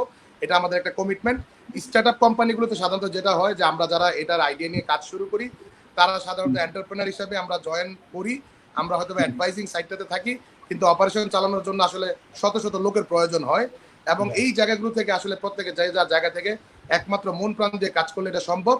পাশাপাশি যে জিনিসটি আমি বলার জন্য আজকে আমি চেয়েছি, সেটি হচ্ছে এন্টারপ্রেনারশিপ এবং বিজনেস, এই দুইটা জিনিস ডিফারেন্ট, যদিও দেখতে একই মনে হয়। আমরা সবাইকে মনে করি যে এন্টারপ্রেনার, তারা এন্টারপ্রেনারশিপের মধ্যে ইনোভেশনের জায়গা থাকে, বিজনেসের মধ্যে ইনোভেশনের স্কোপটা খুব কম থাকে। এন্টারপ্রেনারশিপ হিসাবে নিজেকে কিভাবে গড়ে তুলতে হবে, এটার জন্য আমাদের যারা প্রিন্টার্স এবং পাবলিশার আছে তাদেরকে আমি আহ্বান জানাবো যে তারা যাতে এই বিজনেস এন্টিটি থেকে নিজেকে এন্টারপ্রেনার হিসেবে কিভাবে প্রকাশ করা যায় সেটা নিয়ে যাতে তারা আরেকটু কাজ করেন। আমরা দেখি যে আজকে গুগল, অ্যামাজন, অ্যাপেল হয়তো আমরা প্রোডাক্টগুলো দেখতে পাই, অ্যামাজনের নিজস্ব কোনো প্রোডাক্ট নাই। বিগত কয়েকদিন আগে এয়ারবিএনবি করোনার কারণে পুরো কোম্পানি ব্যাংকরাপ্ট হয়েছে, আমরা দেখলাম যে এইরকম আপনার উবার, পাঠাও, এগুলো কিন্তু স্টার্টআপ। সো বইবাজার.com also similar kind of business. আমরা দেখি যে বইবাজারে নিজস্ব কোনো বই নাই, বাট সকলের বই নিয়ে কাজ করে। তো সকলের বই নিয়ে যেহেতু কাজ করে, এখানে সবাই বেনিফিটেড হবে, এবং ই কমার্স শুধুমাত্র সবাই বেনিফিটেড করার জন্যই আসে। ই কমার্সের বেনিফিট থাকে 1 থেকে 2%, বাকি টোটাল বেনিফিটটা আসলে চলে যায় জনগণের জন্য, টোটাল বেনিফিটটাই চলে যায় সার্ভিসের জন্য। আমি একটু ইন্টারফেয়ার করছি স্যার, আমাদের আসলে সময়টা একদমই শেষের দিকে, এবং আমাদের গেস্টদের আসলে বিদায় নিতে হবে, যেহেতু আমরা আসলে যেটা বললাম আর কি। আমি ধন্যবাদ জানাই।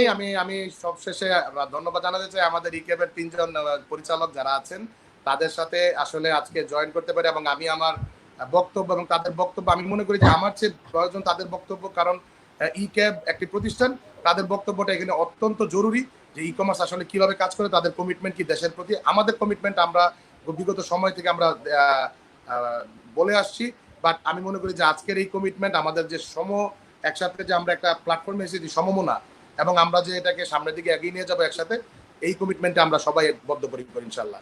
সবাইকে ধন্যবাদ, বইবাজার.com কে ধন্যবাদ। ধন্যবাদ স্যার আপনাকেও।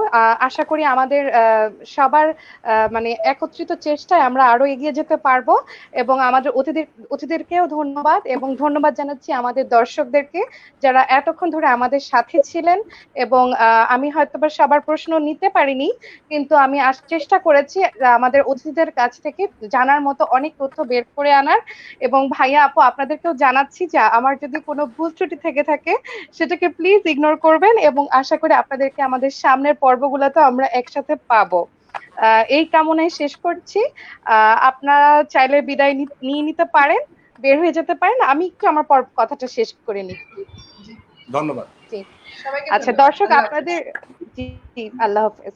দর্শক, আপনাদের উদ্দেশ্য বলে রাখি, আমাদের এই লাইভটি সেফ থাকবে আমাদের বইবাজারের পেজে, এবং আমাদের ইউটিউব চ্যানেলেও লাইভটি থাকবে।